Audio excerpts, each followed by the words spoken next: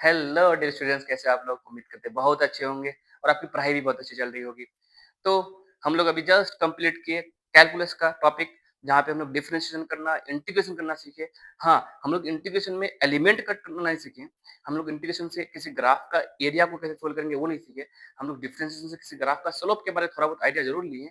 लेकिन हम कोई मैथमेटिकल इक्वेशंस रहेगा, अगर कोई फिजिकल क्वांटिटी दिया हुआ है, तो उसको हम डिफरेंशिएट उस मैथमेटिकल इक्वेशंस को कैसे करेंगे, या उस मैथमेटिकल इक्वेशन को हम लोग इंटीग्रेट कैसे करेंगे, जहाँ power rule, sine, cos, log, exponential, इन सब का जो रिजल्ट हम लोग देखे हैं, उसको भर-भर के यूज़ करने वाले हैं। और रही बात कि सर एलिमेंट कट करने वाला टॉपिक इंटीग्रेशन में भी रह गया, तो मैं आपको ज़रूर 100% आपको दिमाग में घुसा दूँगा कि कैसे एलिमेंट कट करेंगे। लीनियर रहे, 2D बॉडी रहे, 3D बॉडी रहे, किस केस में कैसे एलिमेंट कट करेंगे और कैसे उसको हम इंटीग्रेट करेंगे, वो सब कुछ हम लोग सीखेंगे। तो क्योंकि बहुत सारे बच्चों को क्या लगता है कि सर फिजिक्स कब स्टार्ट होगी? यार देखो, फिजिक्स ही पढ़ रहे हैं अपन लोग। यार फिजिक्स को समझने का टूल पढ़ रहे हैं कि फिजिक्स में जब हम प्रॉब्लम सोल्व करेंगे तो हमको जो मैथमेटिक्स की रिक्वायरमेंट है, स्पेशली कैलकुलस और ये वेक्टर, है ना? तो हम लोग का तो वेक्टर ही स्टार्ट हो जा रहा है अभी, है ना? 2-3 लेक्चर में ट्राई करूँगा, 2 लेक्चर में आपको मैं वेक्टर कंप्लीट समझा दूँ, 100% समझा दूँ जो फिजिक्स में यूज़ हो। ठीक है? हार्डली 3 लेक्चर जा सकता है ये। आप ब्लाइंडली इसको फॉलो करो, आपको कहीं फिजिक्स में कुछ भी दिक्कत नहीं होने वाला है वेक्टर से रिलेटेड प्रॉब्लम्स को सोल्व करने में। ठीक है? तो पहले मैं आपको इन्फॉर्मेशन ज़रूर दे देता हूँ कि 2 से 3 लेक्चर में हम लोग का वेक्टर कंप्लीट हो जाएगा। फिर हम लोग प्योरली फिजिक्स में एंट्री कर जाएँगे। फिर हम लोग का जो भी शेड्यूल होगा आपको पता चल जाएगा। ठीक है? बस जस्ट थोड़ा-सा पेशेंस रखो। ऐसा भी नहीं है कि सर इसके बिना हम फिजिक्स में एंट्री कर कर सकते हैं। मुझे क्योंकि वो उन बच्चों का भी ख़्याल रखना है जो फर्स्ट टाइम या शुरू से मेरा लेक्चर को फ़ॉलो कर रहा है। ठीक है? उसमें से आप सब मैक्सिमम बच्चे वैसे ही होंगे। हाँ, कुछ ज़रूर ऐसे बच्चे होंगे सर जो एक बार ऑलरेडी पढ़ रखा है, वो रिपीट कर रहा है, तो उनको जल्दी चाहिए फिजिक्स, ठीक है? उनको भी जल्दी मिल जाएगा, थोड़ा-सा पेशेंस रखो यार, ठीक है? तो 2-3 दिन में हम लोग फिजिक्स स्टार्ट करेंगे, ठीक? चलो आते हैं अब अपने टॉपिक पे। आज हम लोग एक नया टॉपिक, नया मैथमेटिकल टूल, जो सच में फिजिक्स में बहुत रिक्वायरमेंट है। ऐसा कोई चैप्टर्स नहीं है जहाँ पे हम इस वेक्टर का यूज़ नहीं करेंगे। सोचो, ऐसा कोई चैप्टर नहीं होगा जहाँ पे हम इस वेक्टर का यूज़ नहीं करेंगे। तो सोचो ये मैथमेटिकल टूल हमें आना कितना ज़रूरी है। मैथ्स वाले बच्चे जो वेक्टर पढ़ोगे, 12th में जाके पढ़ोगे, ठीक है? उससे पहले आप वेक्टर नहीं पढ़ते हो, और नीट वाले बच्चे तो बेचारे मैथ्स पढ़ते ही नहीं हो, तो आपको ये वाला भी टूल बहुत अच्छे से आना है। तो ये क्या चीज़ है? सर, एक नया मैथ्स है ना? इस नए मैथ्स को भी सीखना पड़ेगा, जिस तरह से हम लोग डिफरेंशिएशन करना सीखे, इंटीग्रेशन करना सीखे। सीखे कि नहीं सीखे? वो हमारे लिए एक नई दुनिया थी। ये भी एक नई दुनिया आने वाली है, जिसको हम सीखेंगे। वेक्टर जो भी क्वांटिटी होगा उसको हम कैसे ऐड करेंगे, कैसे सब्ट्रैक्ट करेंगे, कैसे मल्टीप्लाई करेंगे, सब कुछ सीखेंगे। आपको फ़ील करा देंगे, सिर्फ रिज़ल्ट याद नहीं होगा। वेक्टर का ज़रूरत क्यों पड़ा वो भी बताएँगे, है ना? और वेक्टर को कैसे हम हैंडल करते हैं वो भी सीखेंगे। तो स्टार्ट करते हैं सबसे पहले एक सवाल से। चलो ये बताओ कि मैं अगर आपको बोलूँ कि आपका दोस्त आपसे ना 5 किलोमीटर दूर है और जाओ अपने दोस्त से मिल कर के आओ। जा पाओगे क्या? पहुँच पाओगे क्या? ऑब्वियसली नहीं, क्योंकि आपको पता ही नहीं है कि आपका दोस्त किधर है। सिर्फ़ आपको इतना पता है कि आपका दोस्त आपसे कितना दूर है। हाउ मच पता है, बट इन व्हिच डायरेक्शन आपको नहीं पता है। तो ये एक यही बात जो इन व्हिच डायरेक्शन की बात है, जिसको हम लोग यहाँ पे अब एंट्री करने जा रहे हैं वेक्टर में। जहाँ पे हम लोग ये मैथमेटिकल टूल ये बताएगा कि कोई भी क्वांटिटी जहाँ पे डायरेक्शन की ज़रूरत होती है, उसको हम कैसे हैंडल करते हैं। शायद आपको समझ में आ गया होगा कि फिजिक्स में वेक्टर की क्यों ज़रूरत पड़ी। ठीक है? यानी फिजिक्स में कोई ऐसा क्वांटिटी ज़रूर होगा जो वेक्टर क्वांटिटी होगा, और वेक्टर क्वांटिटी को समझने के लिए हमको 2 चीज़ चाहिए होगा, मैग्नीट्यूड और डायरेक्शन चाहिए होगा। यहाँ पे डायरेक्शन बहुत इंपॉर्टेंट है, इसलिए कहानी आप लोग बहुत बार सुनते हो। क्या? कि ऐसे अगर कोई कोई बंदा खूब स्पीड से कोई गाड़ी चलाता है, ठीक है? अब उसको कहीं और जाना है, और वो अगर मान लो उसको इधर जाना है, और वो इधर जा रहा है और अपना स्पीड खूब बढ़ा दिया, तो क्या कभी पहुँच पाएगा मंज़िल में? नहीं पहुँच पाएगा। इसलिए आप इसको हमेशा सुनते हो क्या? Direction is more important then speed, है ना? तो वो जो डायरेक्शन वाली बात है, वो स्टार्ट यहीं से होती है। वो जो क्वांटिटीज़ जिसमें डायरेक्शन आता है उसको लोग वेक्टर बोलेंगे, ठीक है? बारी-बारी से सब कुछ समझेंगे। सबसे पहले हम लोग चर्चा करते हैं फिज़िकल क्वांटिटीज़ का। फिज़िकल क्वांटिटीज़ किसको बोलेंगे? आप जैसे ही आँख खोलते हो, बचपन से जो भी, बचपन से मतलब थोड़े जब बड़े हो जाते हो, तो बोलना सीख जाते हो, तो आप कुछ भी बोलते हो तो उसमें तो कुछ क्वांटिटीज़ ऐसे होते हैं, कुछ क्वांटिटीज़ ऐसे होते हैं जिसको आप मेज़र करते हो। कुछ ऐसे होते हैं जिसको आप मेज़र भी नहीं करते हो, है ना? तो जिसको मेज़र नहीं करते, उसके बारे में यहाँ पे बात ही नहीं करने वाले हम लोग। फिज़िकल क्वांटिटीज़ उसको बोलेंगे जिन क्वांटिटीज़ को हम मेज़र करते हैं, जिस क्वांटिटी को हम मेज़र करते हैं। जैसे हम इस चौक का क्या मेज़र करेंगे? तो इस चौक का आप लेंथ मेज़र कर सकते हो, इस चौक का आप मास मेज़र कर सकते हो, सर इस चौक का आप वेट मेज़र कर सकते हो, सर इस चौक के ये जो कर्व्ड सरफेस है इसका आप एरिया मेज़र कर सकते हो, सर इसका क्रॉस सेक्शन एरिया है इसको मेज़र कर सकते हो, सर इस चौक में कितने सारे मटेरियल्स है, इस चौक का वॉल्यूम मेज़र कर सकते हो। तो जो क्वांटिटीज़ है, वॉल्यूम, लेंथ, मास, वेट, ये सब क्या चीज़ है? यही सबको बोलते हैं फिज़िकल क्वांटिटी। मतलब वो सारी क्वांटिटीज़ जिनको हम मेज़र कर सकते हैं, जिनको हम मेज़र करते हैं अपने डेली लाइफ में, उनको हम बोलते हैं फिज़िकल क्वांटिटीज़। अभी जो फिज़िकल क्वांटिटीज़ है, ये 2 तरह के होंगे। इनको ऐड करने का, सब्ट्रैक्ट करने का, मल्टीप्लाई करने का, डिवाइड करने का 2 अलग-अलग रूल होगा, 2 अलग-अलग तरीका होगा। एक तो बहुत बेसिक तरीका है जो आप डेली लाइफ में अब तक हम लोग करते हो। जैसे हम लोग एडिशन करते हैं, जैसे हम मल्टीप्लाई करते हैं, जैसे हम सब्ट्रैक्शन करते हैं। एक तो वैसे क्वांटिटीज़ होंगे, लेकिन एक वैसे क्वांटिटीज़ होंगे जिनका रूल बिल्कुल नया होगा, जिनको समझेंगे हम नए तरीके से और जो नया-नया की बात मैं बार-बार बोल रहा हूँ, वही क्वांटिटीज़ आपका वेक्टर क्वांटिटी होने वाला है। इतना बात समझ में आ रहा है? यस सर समझ में आ रहा है। तो बोलो फिजिकल क्वांटिटी किसको बोलेंगे? फिजिकल क्वांटिटी किसको बोलेंगे? सर जिसको हम मेजर कर सके। तो ये कितने तरह का बेसिकली होगा? 2 तरह का। एक को बोलेंगे स्केलर फिजिकल क्वांटिटी, एक को बोलेंगे वेक्टर फिजिकल क्वांटिटी और एक तीसरा तरीका भी होगा जिसका नाम टेंसर होगा, इसके बारे में लास्ट में बताऊँगा। हालाँकि एनसीईआरटी में है नहीं है, ठीक है? कोई ऐसा भी क्वांटिटीज़ होगा, वो ना स्केलर होगा ना वेक्टर होगा, तो उसका नया होगा वो टेंसर क्वांटिटी होगा। वैसे क्वांटिटीज़ हम इलेक्ट्रिक करंट के बारे में बात करेंगे, ठीक है? तो सर स्केलर क्वांटिटी क्या है? वो सारी क्वांटिटीज़ जिनको समझने के लिए, जिनको बताने के लिए, जिनको पढ़ने के लिए हमको डायरेक्शन की ज़रूरत ही नहीं होती है। सिर्फ़ और सिर्फ़ नंबर चाहिए और ऑब्वियसली यूनिट चाहिए। अच्छा फिज़िकल क्वांटिटीज़ को समझने के लिए हमको 2 चीज़ चाहिए होता है। क्या? एक नंबर और एक यूनिट। सर क्या मतलब? अगर मैं आपको बोलूँ कि मैं 5 मेज़र करके आया। तो सर 5 क्या मेज़र करके आए? आपको कुछ भी समझ में नहीं आएगा कि मैं क्या मेज़र करके आया। किसी का मास मेजर करके आया, कि मैं लेंथ मेजर करके आया, या मैं टाइम को देख करके आया, मैं क्या करके आया, कुछ नहीं पता होगा आपको। कब तक? जब तक मैं उसके साथ एक यूनिट ना लगा दूँ, ठीक है? अगर मैं आपको बोलूँगा कि मैंने ना 5 केजी मेजर करके आया, तो आपको समझ में आ जाएगा कि आप किसी का मास मेजर करके आए। अगर मैं आपको बोलूँगा ना मैं 5 मीटर मेजर करके आया, तो आपको ये समझ में आएगा अच्छा मैं किसी का लेंथ मेजर करके आया हूँगा या किसी का रेडियस मेजर करके आया हूँगा या किसी का पेरीमीटर मेजर करके आया हूँगा, ठीक है? तो यूनिट कंपल्सरी है न्यूमेरिक वैल्यू के साथ। तो कोई भी क्वांटिटी हो उसके साथ तो हमको एक न्यूमेरिक वैल्यू चाहिए और एक यूनिट चाहिए। इसके अलावा ये 2 तरह का होगा, एक स्केलर क्वांटिटी और एक वेक्टर क्वांटिटी। स्केलर क्वांटिटी उसको बोलेंगे जिसको समझने के लिए, बताने के लिए, पढ़ने के लिए, लिखने के लिए हमको कोई डायरेक्शन की ज़रूरत नहीं पड़ती है। वैसे फिजिकल क्वांटिटीज़ का नाम होगा स्केलर क्वांटिटी और उसको ऐड उसी तरीके से करेंगे, उसको सब्ट्रैक्ट उसी तरह से करेंगे, उसको डिवाइड, मल्टीप्लाई उसी तरह से करेंगे जैसे हम रोज़मर्रा की ज़िंदगी में करते हैं। ठीक है? उसके लिए कोई नया मैथमेटिक्स नहीं है, उसके लिए बेसिक मैथमेटिक्स जो हम लोग सीखे वही है। बेसिक अलजेब्रा जो पढ़ते हैं वही है।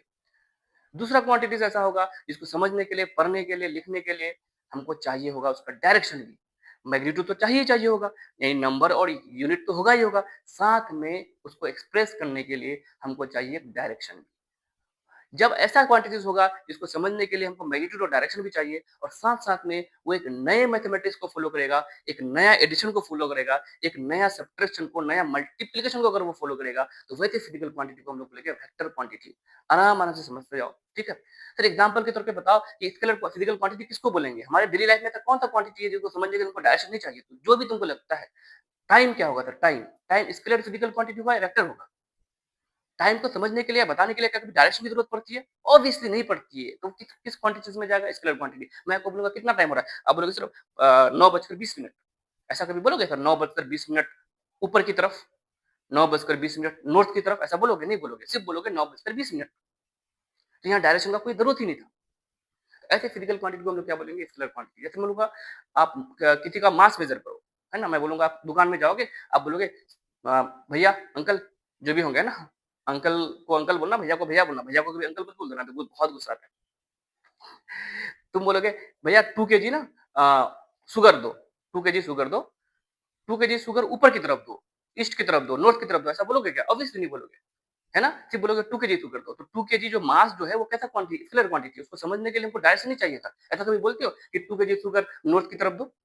नहीं बोलते हो। तो जो भी क्वांटिटीज़ को समझने के लिए आपको डायरेक्शन नहीं चाहिए होता है, उसको हम लोग क्या बोलेंगे? Scalar quantity. तो मैंने आपको एग्ज़ाम्पल दिया टाइम का, मैंने एग्ज़ाम्पल दिया आपको मास का। ऐसे बहुत सारे एग्ज़ाम्पल्स हैं आपके, जो फिज़िक्स में हम लोग इनका नाम सुनेंगे, पढ़ेंगे इनके बारे में।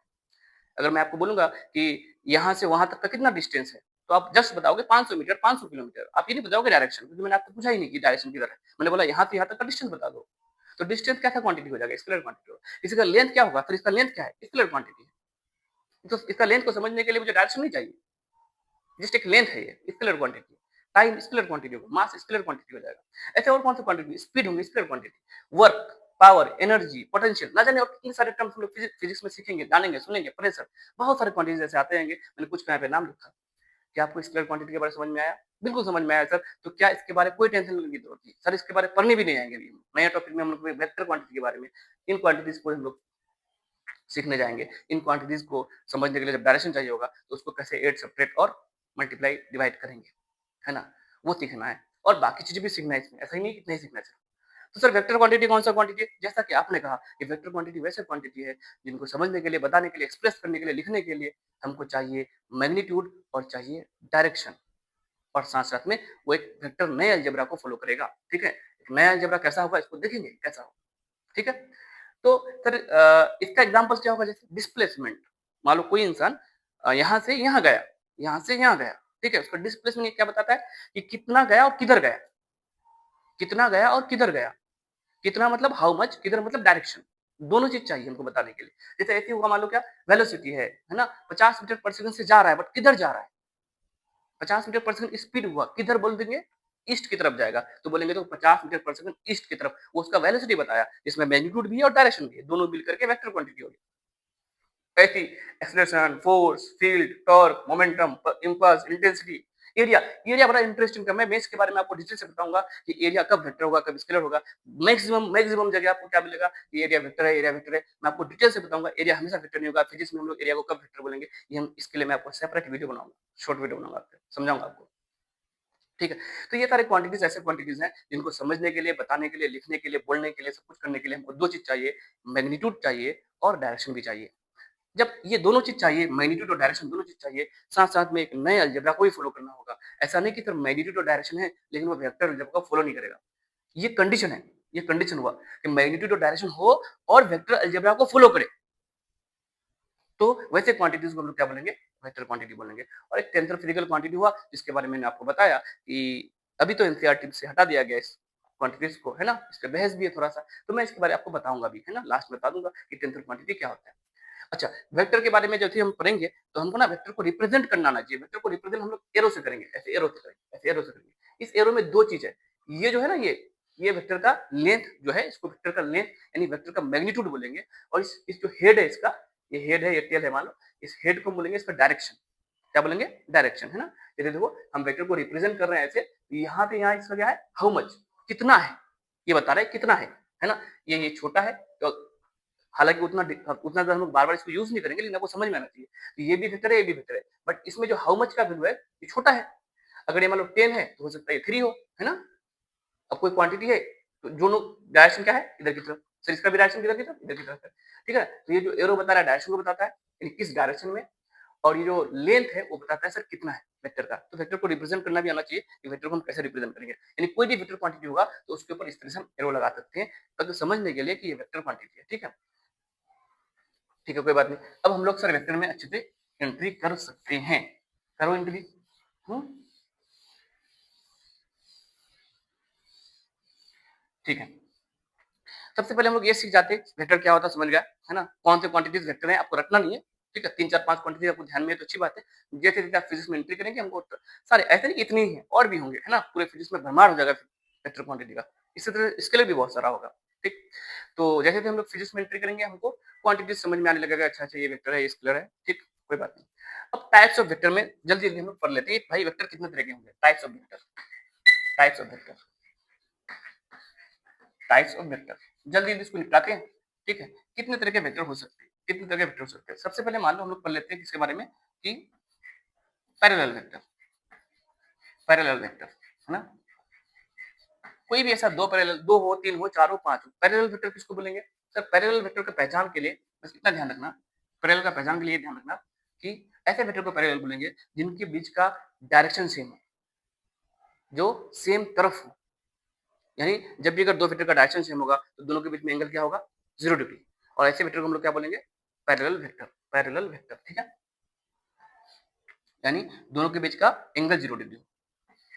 एंगल बिटवीन जो भी वेक्टर है जितने भी एंगल बिटवीन देम क्या हो? 0 degree. Angle between them 0 degree. ठीक है? अच्छा एक बात बताओ, सर ये वेक्टर एडिशन क्यों अलग होगा? क्यों एक नंबर्स की तरह इसको ऐड नहीं कर सकते? समझने के लिए मैं आपको समझा रहा हूँ, देखो। मान लो कि एक फोर्स वेक्टर क्वांटिटी है। मैं बोलूँगा आपको कि इसको ना इस चौक को, ये जो व्हाइट कलर का चौक है, ठीक है? आप इसको पकड़ करके अपने तरफ खींचो। आपने मान लो कि इस पे फोर्स लगाया 10 न्यूटन। कितना? 10 न्यूटन। न्यूटन फोर्स का यूनिट होगा, ठीक है? आपने 10 न्यूटन फोर्स उधर लगाया और मैंने इस पे इधर फोर्स लगाया। चलो मेरा ताकत कम है मान लो, तो मैं इस पे लगाया फोर्स 5 न्यूटन पीछे की तरफ। आप फोर्स लगा रहे हो 10 न्यूटन इधर की तरफ, मैं फोर्स लगा रहा हूँ 5 न्यूटन इधर की तरफ। तो ये चौक किधर जाएगा? बताओ किधर जाएगा? तो ये तो आपकी तरफ जाएगा, है ना? और कितना फ़ोर्स आपकी तरफ बचा, आप 10 न्यूटन उधर लगा रहे थे और मैंने 5 इधर लगा के आपका फ़ोर्स को कम कर दिया। तो सर ये कॉमन सेंस समझ में आ रहा है कि ये सर ना 5 न्यूटन से आगे की तरफ जाएगा। अच्छा, ऐसा बात था क्या? यानी ये जो 10 न्यूटन एक फ़ोर्स था और एक 5 न्यूटन मेरा फ़ोर्स था। ये दोनों फ़ोर्स क्योंकि वेक्टर क्वांटिटी है, तो इसका रिजल्टेंट अभी कैसा आ गया? सर 5 न्यूटन आया और आपकी तरफ आया। सुनना सिचुएशन देखना, जब आप उधर 10 लगा रहे थे और मैं इधर 5 लगा रहा था, ठीक है? तो दोनों का रिजल्टेंट कितना बचा? सर 5 बचा। वही केस को अगर मैं दूसरा केस कर दूं कि चलो इसको आप 10 न्यूटन से आप अपनी तरफ खींच रहे हो और मैं भी इसको 5 न्यूटन से आपकी तरफ धक्का मार रहा हूँ, मैं भी फोर्स इधर लगा रहा हूँ, आपकी तरफ लगा रहा हूँ, तो बताओ ये चौक कितना से किधर जाएगा? सर ये अब इधर ही जाएगा, लेकिन इस पे लगने वाला फोर्स तो बढ़ जाएगा। 10 भी इधर की तरफ था और 5 भी इधर की तरफ था, दोनों मिलकर कितना हो गया? 15 हो गया।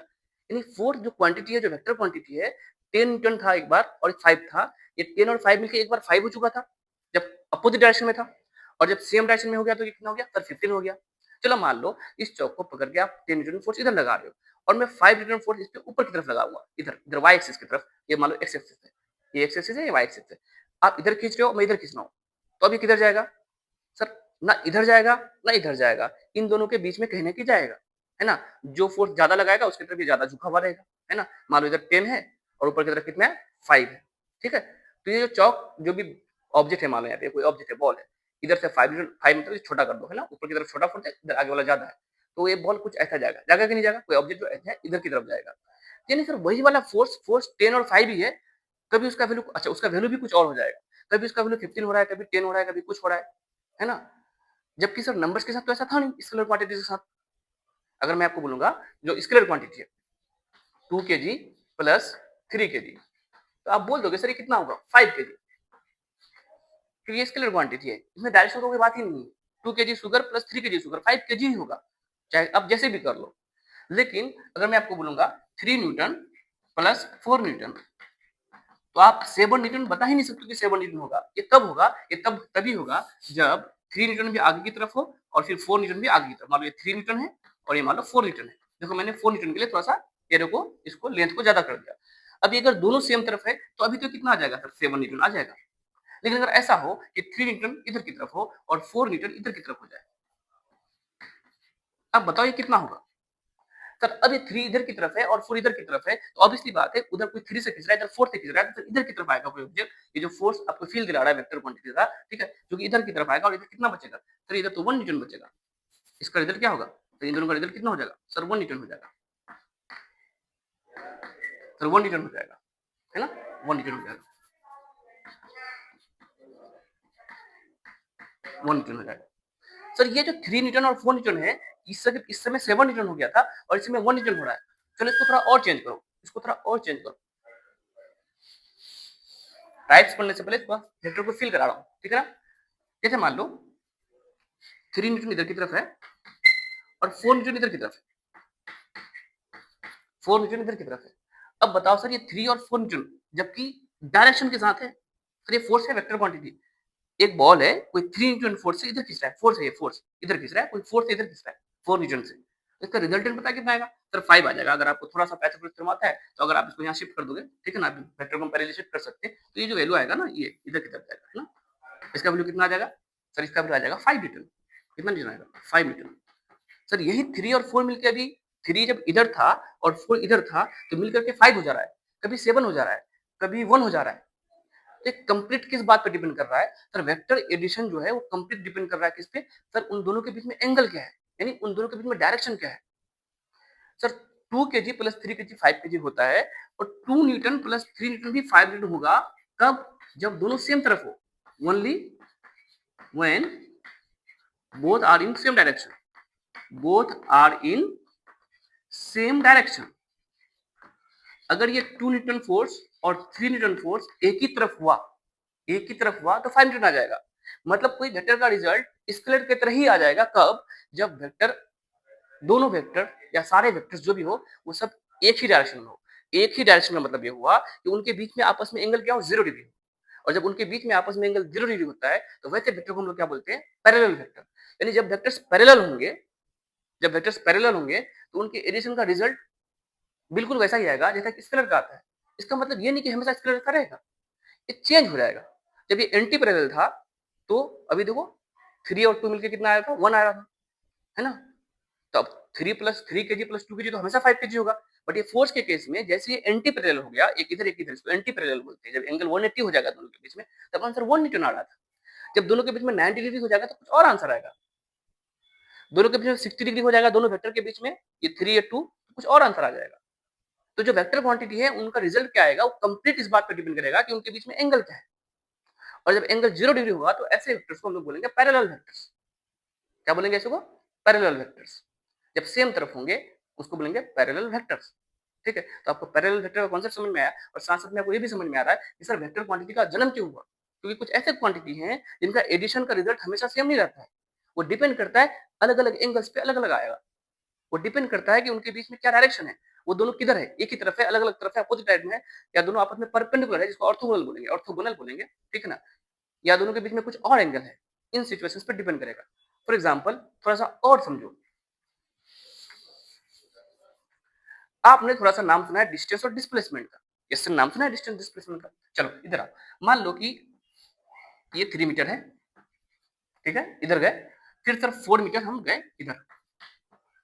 अगर मैं आपको बोलूंगा कि बताओ कितना डिस्टेंस हुआ, तो आप बोलोगे सर 3 मीटर और प्लस 4 मीटर, तो आप बोलोगे सर 7 मीटर। मैं बोलूंगा कितना डिस्प्लेसमेंट हुआ, डिस्प्लेसमेंट वेक्टर क्वांटिटी है, ठीक है, थोड़ा बहुत तो नाम सुने ही होंगे।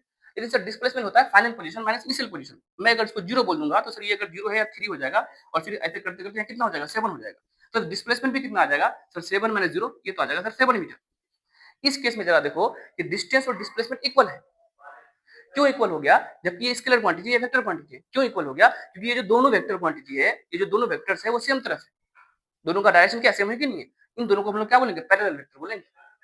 पैरेलल का मतलब नहीं कि सब ऐसे हो, सेम डायरेक्शन होना चाहिए, सेम डायरेक्शन, यानी एंगल 0 डिग्री होना चाहिए। ठीक है, लेकिन क्या होगा इसी केस में अगर मान लो सर 3 मीटर इधर गए, देखते जाओ, फील लो वेक्टर्स का, वेक्टर कैसे स्टार्ट करेंगे देखना भी, है ना।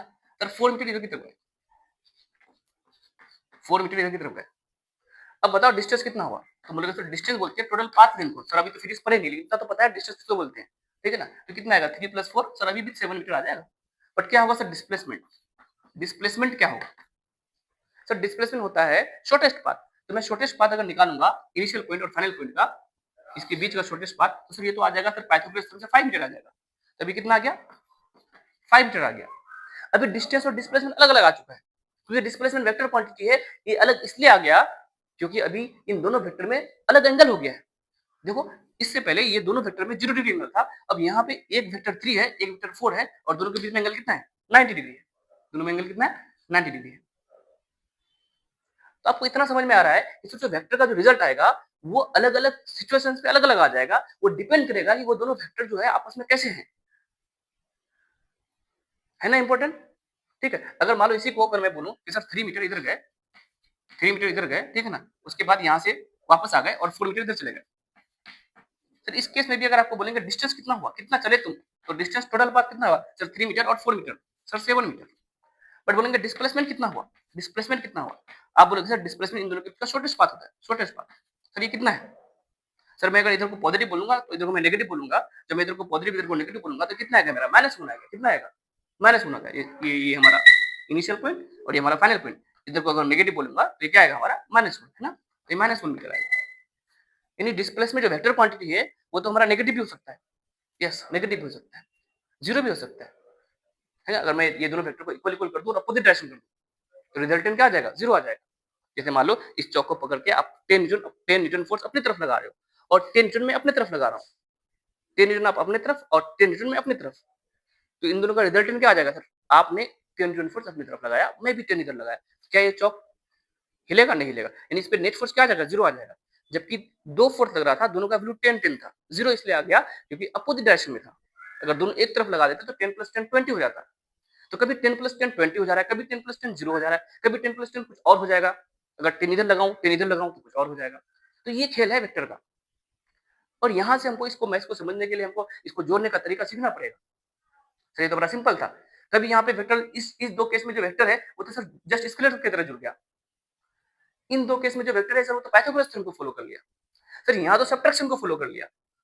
यानी वेक्टर कभी सबट्रैक्शन को फॉलो कर रहा है, कभी जनरल अलजेब्रा को फॉलो कर रहा है और कभी पाइथागोरस थ्योरम को फॉलो कर रहा है। ये क्या चीज हो रहा है, ये कुछ को फॉलो नहीं कर रहा है, इसका खुद का अपना एक रूल है, उसको फॉलो कर रहा है। वेक्टर को एडिशन करने का अपना रूल होगा, उसको वो फॉलो करना है, उसको अपन को सीखना है, ठीक है? तो ये है हमारा वेक्टर का कहानी। ये है एक अलग मैथ्स, जिसको जानना ज़रूरी होगा कि कब 3 और 4 7 हो जाएगा, कब 3 और 4 5 हो जाएगा, कब 3 और 4 -1 हो जाएगा। मैं तो कहता हूँ 3 और 4 के बीच में बहुत सारा पॉसिबल वैल्यूज़ है। अगर 3 मीटर इधर गया और अगर 4 मीटर इधर गया, तो ये कुछ और रिजल्ट आएगा। ये कुछ और आएगा। अब वो -1 नहीं आएगा, वो 7 भी नहीं आएगा, वो 5 भी नहीं आएगा, कुछ और आएगा। क्योंकि इनके बीच में अब कुछ और एंगल हो चुका है। है ना इंटरेस्टिंग? तो मैंने आपको फोर्स और डिस्प्लेसमेंट 2 वेक्टर के साथ आपको फ़ील कराया कि जो वेक्टर का रिजल्ट आएगा, वो स्केलर की तरह नहीं होने वाला है। इसका मतलब एक अलग एडिशन को पढ़ने जा रहे हैं हम लोग, सीखने जा रहे हैं। ठीक है? जिसको हम लोग वेक्टर एडिशन के नाम से जानेंगे। ठीक? तो मैं आपको उससे पहले कि टाइप्स ऑफ वेक्टर सिखा दूँ, तो थोड़ा-सा मैं आपको इसका फ़ील कराया। चलो आ जाओ वापस से। तो सर पैरेलल वेक्टर किसको बोलेंगे? ऐसा कोई भी 2 वेक्टर, ऐसा कोई भी 3 वेक्टर जिनके बीच में एंगल 0 डिग्री हो। मतलब सर एक वेक्टर इधर है, दूसरा वेक्टर इधर है। सर पैरेलल है या इधर है? ये सब क्या है आपस में? पैरेलल है। मतलब जिसका डायरेक्शन सेम हो। जैसे अगर बोलूँगा कि मान लो एकदम कन्फ्यूज़न नहीं रखना है। कन्फ्यूज़न नाम का कोई चीज़ ना हो। ठीक है? पूछ लो अगर कुछ समझ में नहीं आया तो कमेंट सेक्शन में बताना, वापस से वीडियो बनाऊँगा आपके लिए। ये नॉर्थ, साउथ, ईस्ट, वेस्ट को मैंने ऐसे दिखाया। नॉर्थ, साउथ, ईस्ट, वेस्ट को मैंने ऐसे दिखाया। ठीक है? मान लो ये ईस्ट का डायरेक्शन है। ये अगर ईस्ट का डायरेक्शन है, तो कोई अगर बोलेगा कि मैं इधर गया, तो ईस्ट की तरफ जा रहा है। कोई बोलेगा मैं यहाँ से इधर गया, अभी भी ईस्ट की तरफ जा रहा है। बोला नहीं मैं यहाँ से इधर जा रहा हूँ। अरे ईस्ट की तरफ ही तो है। क्योंकि इधर की तरफ क्या बोल रहे हो? ईस्ट बोल रहे हो। तो ये सब क्या है? आपस में पैरेलल है, क्योंकि सबको ईस्ट की तरफ जा रहा है। सबका डायरेक्शन क्या सेम है। जब सबका डायरेक्शन सेम होगा, तो उसी वेक्टर्स को हम लोग क्या बोलेंगे? Parallel vector. और इंटरेस्टिंग बात है, जब डायरेक्शन सेम होगा ना, तो इसका जो एडिशन आएगा वो वैसा ही आएगा जैसा हमारा स्केलर क्वांटिटी का आता है। हाँ, इसके अपने एडिशन के रूल को फॉलो करते हुए वैसा आएगा, लेकिन आएगा वैसा ही। और इन सब वेक्टर्स के बीच में आपस में 0 डिग्री है, कोई एंगल नहीं। एंगल कब होगा? सर जब मैं कुछ ऐसे जाऊँ, तो ये ईस्ट के साथ कुछ एंगल बना रहा है। ये वेक्टर और ये वेक्टर आपस में पैरेलल नहीं है। सर ईस्ट इधर की तरफ है तो कुछ और हो गया। अब कुछ एंगल है, ये पैरेलल नहीं है। शायद मुझे लगता है कि आपको पैरेलल वेक्टर समझ में आ चुका है। इतना डिटेल से तो खबर कहीं पे शायद आपको मिले तो अच्छी बात है। अगर ना मिला हो तो ज़रूर चैनल को सब्सक्राइब करवाना और फॉलो करना और थोड़ा-सा कमेंट सेक्शन में अच्छी-अच्छी बातें लिखना कि सर आप जो पैरेलल वेक्टर समझा रहे हो, आप जो वेक्टर समझा रहे हो उसको मुझे फ़ील भी आ रहा है। सिर्फ़ हम मैथ्स को नहीं सीखने जा रहे हैं, फ़ील भी करने जा रहे हैं हर चीज़ को। मान लो मुझे एक हाथ पकड़ के कोई इधर खींचेगा, कोई इधर खींचेगा, ठीक है? मैं किधर जाऊँगा? ना इसकी तरफ ना इसकी तरफ, हो सकता है मैं बीच में जाऊँ। हाँ, इसका अगर ज़्यादा फ़ोर्स होगा तो मैं इधर जाऊँगा, मेरा टेंडेंसी इधर होगा। मेरा 2 दोस्त पकड़ के मुझे 2 तरफ खींच रहा है, ठीक है? मैं किधर जाऊँगा? इधर मेरा दोस्त, इस दोस्त का फ़ोर्स ज़्यादा होगा, मैं उधर चला जाऊँगा। ये सब वेक्टर है, जहाँ-जहाँ वेक्टर क्वांटिटीज़ का होगा, वो बिल्कुल डिपेंड करेगा कि कौन जीतेगा, कौन हारेगा, किस डायरेक्शन में है और वो किधर जाएगा, रिजल्टेंट किधर होगा। ये सब बातों को हम लोग बोलेंगे वेक्टर एडिशन आगे जाके। तो टाइप्स ऑफ वेक्टर में पहला है पैरेलल वेक्टर, जिसके बीच में एंगल 0 डिग्री हो। इसी के साथ सीख जाओ anti parallel vector. Anti parallel vector किसको बोलेंगे? तो इसका उल्टा जस्ट एंटी पैरेलल वेक्टर, है ना? बस समझना है, फील करना है, सिर्फ रटना नहीं। जिसके बीच में एंगल क्या हो? जिसके बीच में एंगल क्या हो? एंगल बिटवीन देम क्या हो? उतारते हैं ना? ऐसे वेक्टर्स जिसके बीच में एंगल कितना हो जाए? 180 डिग्री हो जाए, जस्ट अपोजिट हो जाए। Anti parallel, anti parallel, anti parallel, है ना? मान लो एक वेक्टर इधर की तरफ है, ए वेक्टर, कोई भी वेक्टर, इसका नाम है ए वेक्टर, है ना? कोई वेक्टर है। अगर एक वेक्टर ईस्ट की तरफ है, किधर की तरफ है? ईस्ट की तरफ, तो अगला वेक्टर क्या होगा? वेस्ट की तरफ होगा। डजंट मैटर कि इसका लेंथ कितना है, इसका लेंथ कितना है। लेंथ नहीं देखना है, सिर्फ डायरेक्शन अपोजिट देखना है, डायरेक्शन अपोजिट। इसको बोलते हैं डायरेक्शन सेम, इसको बोलेंगे सेम डायरेक्शन। पैरेलल को क्या बोलेंगे? Same direction. इसको बोलेंगे अपोजिट डायरेक्शन। कोई भी वेक्टर जिसका डायरेक्शन अपोजिट हो, उसको आपस में बोलेंगे एंटी पैरेलल वेक्टर। क्या बोलेंगे? Anti parallel vector. ठीक है ना? तो parallel vector, anti parallel vector क्या होता है? ठीक है। नेक्स्ट और क्या होगा? सर नेक्स्ट अगला, है ना? Collinear vector. कोलिनियर वेक्टर, है ना? Collinear vector, collinear vector. ऐसे वेक्टर जो एक ही लाइन में, ऐसे वेक्टर जो एक ही लाइन में हो। जैसे मान लो कोई एक वेक्टर इधर की तरफ है, दूसरा वेक्टर भी इधर इधर बिल्कुल इसी लाइन में, इस लाइन में ना है, इसी लाइन में, सेम लाइन में, सेम लाइन में, है ना? इसको अगर बढ़ाओ तो सेम लाइन में है कि नहीं? ऐसे वेक्टर को, और तीसरा वेक्टर वो भी इसी लाइन में, इसको क्या बोलेंगे? Collinear vector. क्या बोलेंगे? कोलिनियर। तो क्या कोलिनियर वेक्टर पैरेलल वेक्टर है? यस, क्योंकि अभी इनके बीच में एंगल क्या है? 0 डिग्री है कि नहीं? तो कोलिनियर वेक्टर्स जो होंगे वो पैरेलल वेक्टर भी होंगे। लेकिन क्या सारे पैरेलल कोलिनियर हैं क्या? सुना स्टेटमेंट अच्छे से सुनना है। सर ये तो पैरेलल भी है, क्या ये कोलिनियर है? नहीं सर, इन दोनों का अलग अलग लाइन है, तो ईस्ट की तरफ पैरेलल तो है, बट ये इधर से आ रहा है, ये इस रोड से आ रहा है, इस रोड से आ रहा है। पैरेलल तो दोनों है, बट कोलिनियर नहीं है। दोनों सेम रोड में जाएगा, सेम रोड में जाएगा, तो उसको क्या बोलेंगे? कोलिनियर बोलेंगे। तो कोलिनियर किसको बोलेंगे? जब सब सारे वेक्टर्स एक ही लाइन में हो। ठीक है। नेक्स्ट होगा अगला को इनिशियल वेक्टर, को इनिशियल नाम से छोटा-छोटा नाम है, बस सीख जाओ। हाँ, टाइप्स ऑफ वेक्टर इंपॉर्टेंट है, ऐसा नहीं कि इंपॉर्टेंट नहीं है, समझ में आएगा अभी हम लोग। को इनिशियल वेक्टर किसको बोलेंगे? ऐसा सारा वेक्टर्स जिनका इनिशियल पॉइंट सेम हो, ऐसे सारे वेक्टर्स जिसका क्या हो, इनिशियल पॉइंट सेम हो। जैसे मान लो एक ये वेक्टर है, दूसरा ए वेक्टर है, तीसरा ए वेक्टर है, चौथा ए वेक्टर है, ये सारे वेक्टर्स क्या है, इनके इनिशियल पॉइंट सेम है, तो आपस में क्या कहलाएगा, को इनिशियल वेक्टर, है ना। को इनिशियल, को मतलब सेम। अगला लिखो equal vector. Equal vector, equal vector किसको बोलेंगे? इक्वल वर्ड, इक्वल, इक्वल ऐसे वेक्टर्स जिसका डायरेक्शन और मैग्नीट्यूड दोनों सेम हो। डायरेक्शन और मैग्नीट्यूड दोनों सेम, सिर्फ डायरेक्शन सेम हो, पैरेलल। डायरेक्शन और मैग्नीट्यूड दोनों सेम हो, direction and magnitude both same. ऐसे वेक्टर्स जिसका डायरेक्शन और मैग्नीट्यूड क्या होगा, दोनों सेम होगा, उसको हम लोग क्या बोलेंगे, इक्वल वेक्टर। क्या बोलेंगे? Equal vector. जैसे एक वेक्टर ए है, दूसरा वेक्टर बी है, सर दोनों का डायरेक्शन सेम है और दोनों का मैग्नीट्यूड भी सेम है। अगर ये 5 है मान लो, इसका लेंथ 5 है, ये भी कितना है, 5 है। 5 न्यूटन या मीटर जो भी बोल दो, या मीटर पर सेकंड, वेलोसिटी बोल दो, जो भी बोल दो। लेकिन ये दोनों क्या थे सर, इक्वल वेक्टर है। कैसे पता? सर 5 ईस्ट, 5 ईस्ट क्या पैरेलल है? यस पैरेलल है। क्या इक्वल वेक्टर पैरेलल होंगे? यस हमेशा पैरेलल होंगे। क्या सारे पैरेलल इक्वल होंगे? देखो ये तो आपस में पैरेलल है। ये अगर 5 मीटर पर सेकंड से इधर जा रहा है ईस्ट की तरफ, ये जा रहा है 10 मीटर पर सेकंड से ईस्ट की तरफ, ये दोनों पैरेलल वेक्टर हुआ, बट क्या इक्वल हुआ? इक्वल नहीं हुआ। तो इक्वल क्यों नहीं हुआ? क्योंकि ये सर 5 है, यहाँ पे क्या है 10। तो फिर स्टेटमेंट ध्यान से सुनना, क्या सारे इक्वल पैरेलल होंगे? यस। क्या सारे पैरेलल इक्वल होंगे? नो, जरूरी नहीं है। आ रहा है फील? यस सर आ रहा है ना। सर इसको equal vector, equal equal vector, ये क्या है, इक्वल वेक्टर। देखो magnitude same, direction same, equal vector. Sir parallel है? यस। सारे इक्वल वेक्टर पैरेलल तो होंगे होंगे, बट सारे पैरेलल इक्वल होना जरूरी नहीं। इसको बोलेंगे इक्वल वेक्टर्स, इक्वल वेक्टर्स। और क्या sir? Negative vector, negative vector, negative vector. Negative vector किसको बोलेंगे? सर कोई ऐसा वेक्टर जिसका एक वेक्टर इधर की तरफ है, मान लो 5 न्यूटन, ये किधर की तरफ है, मान लो ईस्ट की तरफ, किधर की तरफ, ईस्ट की तरफ, ईस्ट की तरफ, है ना। तो अगला 5 न्यूटन जो है वो, सॉरी नेगेटिव वेक्टर मतलब जिसका डायरेक्शन अपोजिट हो, वेस्ट हो। मान लो ये 10 मीटर हो, कोई दिक्कत नहीं, कंफ्यूज ना हो। नेगेटिव वेक्टर किसको बोलेंगे? जिसका डायरेक्शन क्या हो, जिसका डायरेक्शन अपोजिट हो, डायरेक्शन अपोजिट हो।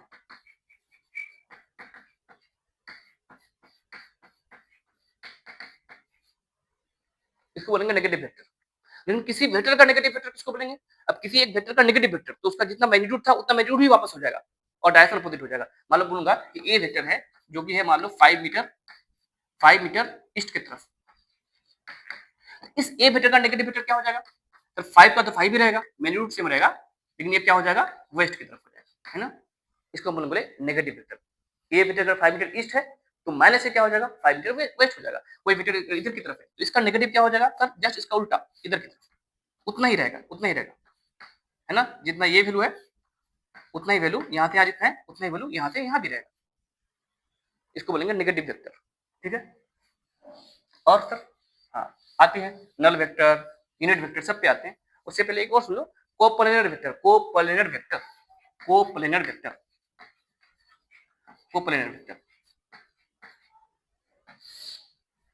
ऐसे वेक्टर्स जो सेम प्लेन में हो, को मतलब सेम प्लेन मतलब देखो, जैसे मैं तुमको कैसे बताऊं, ये मेरे स्टूडेंट का दिया हुआ गिफ्ट है, ठीक है ना।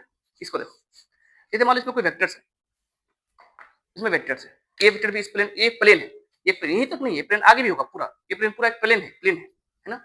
इसमें दो एक्सिस है, दो एक्सिस मिलकर एक प्लेन बनता है। देखो एक ए एक्सिस और दूसरा एक्सिस, है ना, जिसको हम लोग मान लो इसको एक्स बोल देंगे तो इसको वाई बोल देंगे। एक वेक्टर इसमें, दूसरा वेक्टर भी इसमें, तो ये दोनों वेक्टर से एक प्लेन बना, ये वाला प्लेन बना, है ना, ये वाला प्लेन बन रहा है ना। तो इन दोनों वेक्टर को क्या बोलेंगे, सेम प्लेन में कोप्लेनर वेक्टर।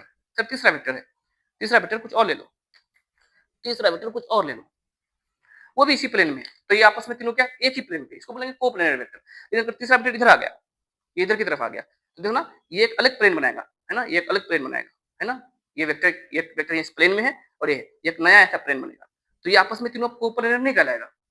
लेकिन दो वेक्टर हमेशा कोप्लेनर होंगे, जैसे भी हो जाए। सर नहीं समझ में आया, समझो। मान लो दो वेक्टर ऐसे, तब भी ये लोग मिलकर प्लेन बनाएगा, तब भी मिलकर एक प्लेन बनेगा, बनेगा प्लेन। सर ये प्लेन बन रहा है, ये प्लेन देखो ना, ये प्लेन। सर नहीं सर, दो वेक्टर ऐसे हो गया तो तब भी मिलके एक प्लेन ही बनेगा। ये वाला प्लेन देखो, ये वाला प्लेन।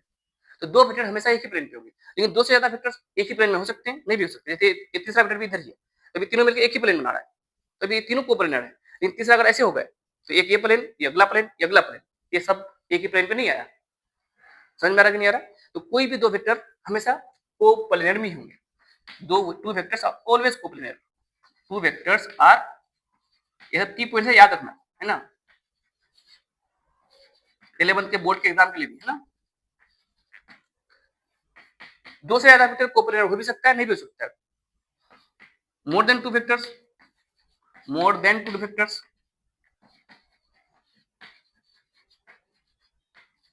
मे और मे नॉट, मे और मे नॉट कोप्लेनर,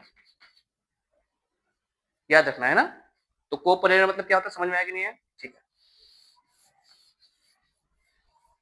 और क्या है? Orthogonal vectors. ऑर्थोगोनल वेक्टर किसको बोलेंगे? तो ऐसे वेक्टर्स जो आपस में क्या हो, 90 डिग्री में हो। नाम से याद रखना, आपस में क्या हो, परपेंडिकुलर हो, है ना? कोई एक वेक्टर इधर की तरफ है, दूसरा वेक्टर इधर की तरफ है। इनको आपस में क्या बोलेंगे? आपस में क्या, ऑर्थोगोनल है। क्या है?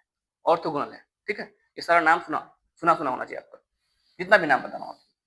सर और क्या हो गया? सर जीरो वेक्टर, इसको हम लोग बोलेंगे नल वेक्टर भी, जीरो वेक्टर। इसी का नाम होगा नल वेक्टर। क्या नाम होगा इसका? Null vector, empty vector.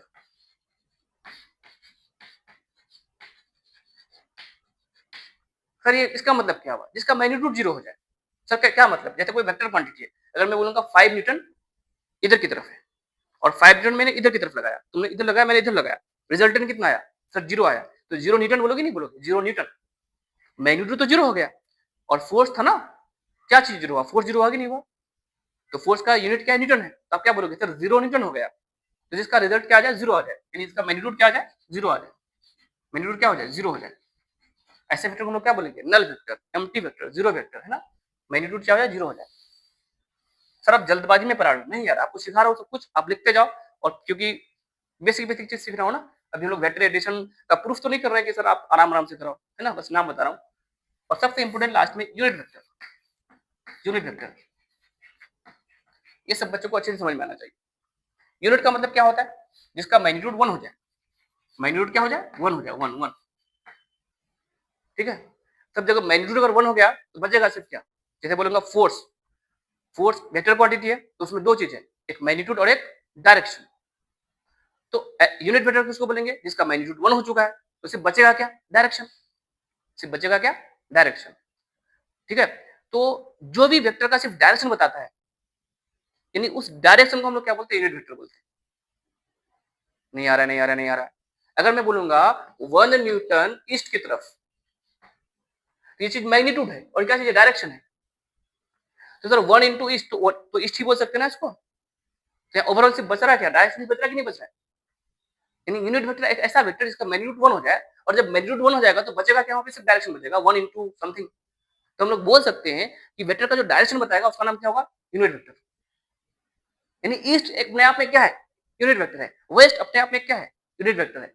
South अपने आप में क्या है? एक यूनिट वेक्टर है जो डायरेक्शन को बताता है। समझ में आ रहा है कि नहीं आ रहा है? सर नॉर्थ एक यूनिट वेक्टर है, क्योंकि नॉर्थ एक डायरेक्शन को बताता है। अभी नॉर्थ साउथ ईस्ट वेस्ट को हम लोग थोड़ी देर में आई कैप जे कैप के कैप बोलेंगे। आई कैप किसी एक डायरेक्शन को बताएगा, जब कोई सिर्फ और सिर्फ डायरेक्शन को बताता है उसको हम लोग बोलते हैं यूनिट वेक्टर। ठीक है, अच्छे से याद जो मेरी बात सुने, याद रखना, है ना? तो यानी यूनिट वेक्टर क्या होगा? सिर्फ डायरेक्शन बताएगा। क्या बताएगा? डायरेक्शन बोलिए, सिर्फ डायरेक्शन बोलिए, है ना? इसी का दूसरा नाम क्या होगा? पैरेलल, मतलब एलोंग पैरेलल। एलोंग बोलो, parallel to a vector, parallel to a vector, यानी किसी वेक्टर के तरफ। तो किसी वेक्टर के तरफ, तो वेक्टर के तरफ क्या बताया? उस वेक्टर का डायरेक्शन को बताया। और डायरेक्शन को हम लोग क्या बोलते हैं? ऐसा वेक्टर जिसका मैग्नीट्यूड वन हो जाए और डायरेक्शन हो, उसको बोलेंगे यूनिट वेक्टर। इसी को हम लोग क्या बोलेंगे? Along a vector, along a vector. Along मतलब सर तरफ। तो किसी वेक्टर के तरफ, तो किसी वेक्टर के तरफ, किसी वेक्टर के तरफ, तरफ मतलब डायरेक्शन, इन उस वेक्टर का डायरेक्शन, इन उस वेक्टर का डायरेक्शन। और किसी वेक्टर का डायरेक्शन हम लोग क्या बोलेंगे? यूनिट वेक्टर बोलेंगे। किसी वेक्टर का डायरेक्शन हम लोग क्या बोलेंगे? यूनिट वेक्टर बोलेंगे। इसको जितना अच्छा से समझोगे तुम्हारे लिए उतना फायदा है आगे जाकर के। खाली यूनिट वेक्टर का मतलब ये मत समझना कि इसका मैग्नीट्यूड 1 हो जाए, बल्कि ऐसे समझना कि यूनिट वेक्टर वो वेक्टर है जो किसी वेक्टर का डायरेक्शन को बताता है। ये ज्यादा जरूरी समझना, इससे ज्यादा उसका मैग्नीट्यूड 1 होता है। ठीक है, सब बताएगा सर यूनिट वेक्टर मतलब इसका डायरेक्शन 1 हो, नहीं सॉरी जिसका मैग्नीट्यूड 1 हो। मैं बताता हूं यूनिट वेक्टर मतलब जो किसी वेक्टर का डायरेक्शन को बताए। यूनिट वेक्टर मतलब जो किसी वेक्टर का सिर्फ और सिर्फ डायरेक्शन को बताए। तो जो वेक्टर होगा, कोई भी वेक्टर क्वांटिटी सर मान लो ए है, तो इसके पास दो चीज है, एक इसका मैग्नीट्यूड और एक इसका डायरेक्शन। ठीक है ना, जैसे मान लो 5 न्यूटन ईस्ट की तरफ, तो ये हो गया मैग्नीट्यूड और ये हो गया डायरेक्शन। तो मैग्नीट्यूड को हम लोग रिप्रेजेंट करेंगे मोड लगा करके, और डायरेक्शन को रिप्रेजेंट करेंगे उस पर कैप लगा करके। तो कोई भी वेक्टर अगर होगा तो ये जो एरो था ये क्या था सर, वेक्टर का सिंबल था। अब यहाँ फोर्स है, डिस्प्लेसमेंट है, वेलोसिटी कुछ भी है, सही है। तो सर ये इसका क्या है, ये बता रहा है कि भाई एक वेक्टर क्वांटिटी है, चाहे वो फोर्स होगा, डिस्प्लेसमेंट होगा, टॉर्क होगा, एक ऐसे क्वांटिटी है जो वेक्टर है। अब इस वेक्टर क्वांटिटी को दो चीज चाहिए था, एक डायरेक्शन और सॉरी एक मैग्नीट्यूड और एक डायरेक्शन। तो इस वेक्टर क्वांटिटी में जो मैग्नीट्यूड है उसको हम लोग ऐसे रिप्रेजेंट कर लेंगे, तो इस वेक्टर का मैग्नीट्यूड को ऐसे रिप्रेजेंट करेंगे और उसको डायरेक्शन में मतलब ऊपर कैप लगाएंगे। ध्यान रखना, इसको हम लोग कभी कभी सिर्फ ऐसे लिख देंगे, हाँ डायरेक्शन के लिए कैप लगा के, ये जो मोड नहीं भी लगाएंगे तो भी हम समझेंगे कि ये मैग्नीट्यूड है और ये डायरेक्शन। कभी कभी इसको हम लोग ऐसे लिख देंगे, यानी मैग्नीट्यूड को मोड लगा दो, ए वेक्टर लिख करके मोड लगा दो या सिर्फ ए लिख दो, ये बताएगा इस वेक्टर का मैग्नीट्यूड, मैग्नीट्यूड मैग्नीट्यूड, और ये बताएगा डायरेक्शन। ठीक है, हम लोग अभी जस्ट बात कर रहे थे यूनिट वेक्टर ऐसा वेक्टर है जो किसी वेक्टर का डायरेक्शन को बताता है, सिर्फ डायरेक्शन को बताता है, क्योंकि मैग्नीट्यूड 1 हो जाता है। जैसे यहाँ 1 हो जाएगा तो सिर्फ और सिर्फ क्या बचेगा, डायरेक्शन। यहाँ 1 हो गया तो सिर्फ क्या, ये जो मैग्नीट्यूड है यहाँ अगर 1 रख दोगे तो बचेगा क्या, डायरेक्शन। यानी हम लोग लिख सकते हैं कि जो ए कैप है, ये जो डायरेक्शन है उसको हम लोग कैसे लिख सकते हैं sir, A cap is equal to, अगर मैं इसको नीचे लेके चलाऊंगा तो क्या बचेगा sir, vector A divided by magnitude of A, vector A divided by magnitude of A. तो यानी किसी ये चीज क्या, ये क्या है सर, यही तो यूनिट वेक्टर है, मतलब यही तो सर किसी वेक्टर का डायरेक्शन है। यानी किसी वेक्टर का जो डायरेक्शन है उसका एक फॉर्मूला बन गया, यानी वो वेक्टर डिवाइड बाय उसका मैग्नीट्यूड, वो वेक्टर डिवाइड बाय उसका मैग्नीट्यूड। यानी अगर हमको कभी निकालना होगा कि किसी वेक्टर का यूनिट वेक्टर बताओ, तो क्या करना है, हमें कुछ नहीं करना है सर, किसी भी वेक्टर का यूनिट वेक्टर क्या होगा, उस वेक्टर को जो भी लिखा हुआ है, जो भी लिखा है आई जे के जिसमें भी होगा, जैसे भी होगा देखेंगे, उस वेक्टर को लिख लो, नीचे में उसका मैग्नीट्यूड लिख लो। तो वेक्टर डिवाइड बाय मैग्नीट्यूड क्या बताएगा, उस वेक्टर का यूनिट वेक्टर बताएगा, यानी उस वेक्टर का डायरेक्शन को बताएगा। बार बार बोल रहा हूँ, है ना, ये बहुत काम का हमारा रिजल्ट आ गया। यानी हम किसी भी वेक्टर का सिर्फ डायरेक्शन का हमको पूछेगा, यानी किसी वेक्टर का हमको यूनिट वेक्टर पूछेगा, यानी किसी वेक्टर का हमको बोलेगा एलोंग दैट वेक्टर, यानी उसका डायरेक्शन बताओ, या किसी वेक्टर के बारे में बोलेगा पैरेलल टू दैट वेक्टर, मतलब उस वेक्टर का डायरेक्शन बताओ, तो हम लोग क्या करेंगे, उस वेक्टर डिवाइड में उसका मैग्नीट्यूड करेंगे, और जब करेंगे तब समझ में आएगा। ये काम का रिजल्ट है, इसको नोट डाउन कर लो। ठीक है, तो ये तो समझ में आ गया यूनिट वेक्टर के बारे में, है ना। अब थोड़ा सा यूनिट वेक्टर को पहले फील करा दो। ठीक है, तो हम लोग चलते हैं अपने कार्टेशियन सिस्टम में, पहले हम लोग 2D में चलते हैं, है ना, 2D में चलते हैं। ये मान लो इधर एक्स एक्सिस है, ये पॉजिटिव एक्सिस है, मान लो ये नेगेटिव एक्सिस है, और ऊपर की मतलब पॉजिटिव वाई एक्सिस है और ये नेगेटिव वाई एक्सिस है। ये मान लो हमारा ओरिजिन है। ओरिजिन किसको बोलते हैं सर, एक ऐसा पॉइंट, ऐसा रेफरेंस पॉइंट जहां से हम किसी चीज को मेजर करें। ठीक है, तो ये मान लो अलग अलग लोकेशन है, मान लो 1 2 3 4, है ना, ये मान लो इस तरह -1 -2 -3 ऐसे सो ऑन, इधर है ना, इधर +1 +2 प्लस इक्वल इक्वल ले लो, है ना, ये और ये इक्वल होना जरूरी नहीं है, ये आपस में इक्वल लिख देना। ठीक है, हाँ, ये इतना जितना इधर है इतना भी इधर -1 -2 -3 ऐसे सो ऑन। मुझे अगर किसी भी पॉइंट पे जाना हुआ, चलो मान लो मैंने चलना स्टार्ट हुआ, मान लो एक चिट्ठी है जो इधर चल रहा है, चल रहा है, चल रहा है, चल रहा है, वो कभी मान लो यहाँ पहुंच गया, इस जगह पहुंच गया, सर इसका लोकेशन क्या हो जाएगा, तो लोकेशन कैसे बताते हैं सर, यहाँ इस पॉइंट तक जाने के लिए हमको एक्स में कितना चलना हुआ, फिर हमको वाई में कितना चलना हुआ, है ना, फिर एक्स में कितना चले और फिर वाई में कितना चले, तो सर एक्स में इतना चले, ये तो कितना है इधर, यहाँ से यहाँ सर 3 है, और वाई में कितना चले सर 1 2 3, है ना, लगभग इधर भी ये 3 है, 1 2 3। तो हम लोग बोल सकते हैं इस पॉइंट का लोकेशन क्या हो गया सर, 3,3, ऐसे लिखते थे हम लोग।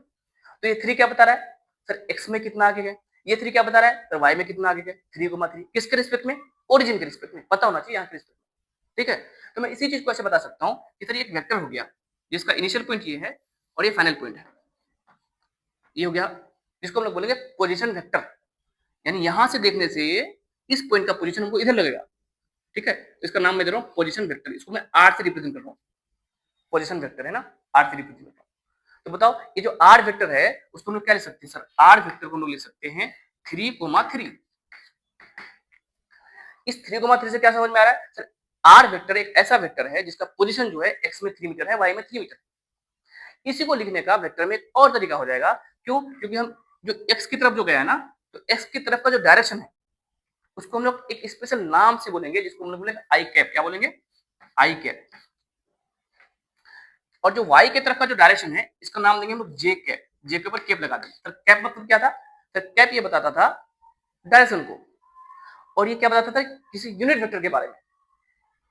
ये ऐसा एक वेक्टर है जिसका मैग्नीट्यूड 1 है, यानी सिर्फ और सिर्फ डायरेक्शन बताता है।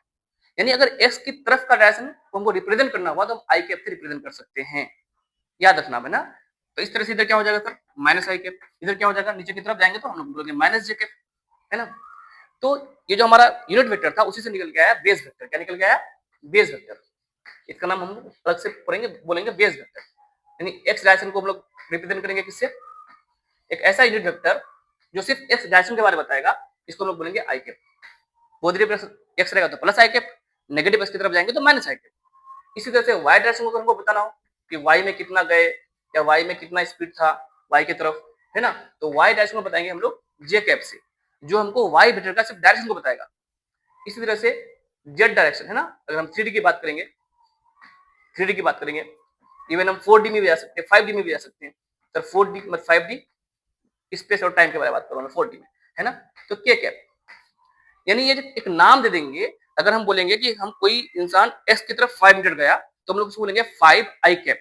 तो आई कैप से समझ में आ जाएगा कि 5 तो गया और किधर गया? एक्स की तरफ गया।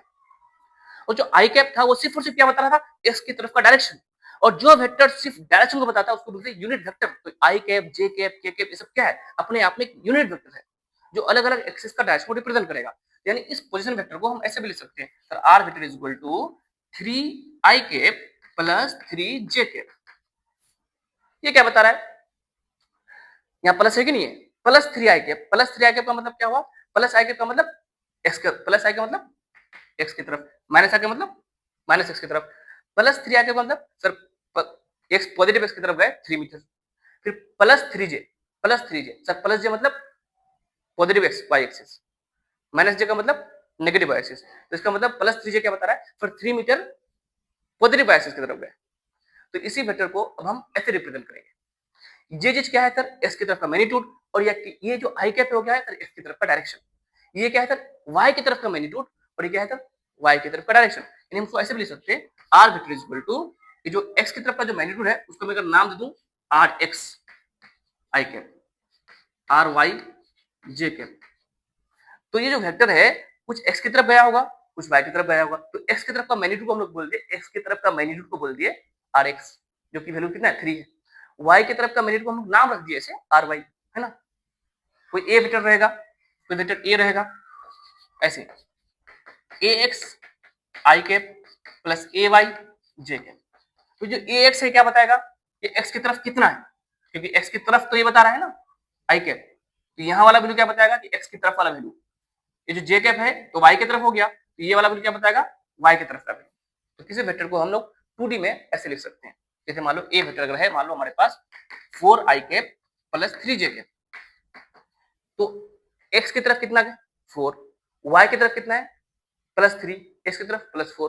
तो ए एक्स की जगह क्या हो जाएगा? प्लस 4। ए वाई की जगह क्या हो गया? प्लस 3। तो वेक्टर को हम लोग कहते हैं आई कैप जे कैप में हम बता रहे थे लिखने के लिए। तो जो आई कैप जे कैप के कैप है ये अपने आप में क्या है? बेस वेक्टर है, एक यूनिट वेक्टर ही है। अभी हम लोग टाइप्स ऑफ वेक्टर में यूनिट वेक्टर पहुंचे हैं और जहां पे हम लोग ये सब बात करना स्टार्ट कर दिए, ठीक है। और किसी वेक्टर को हम लोग कहते हैं ओरिजिन से, इसको हम लोग इस पॉइंट को, ये जो कोई पॉइंट है ओरिजिन के रिस्पेक्ट में ये किसी आदमी का पोजीशन है।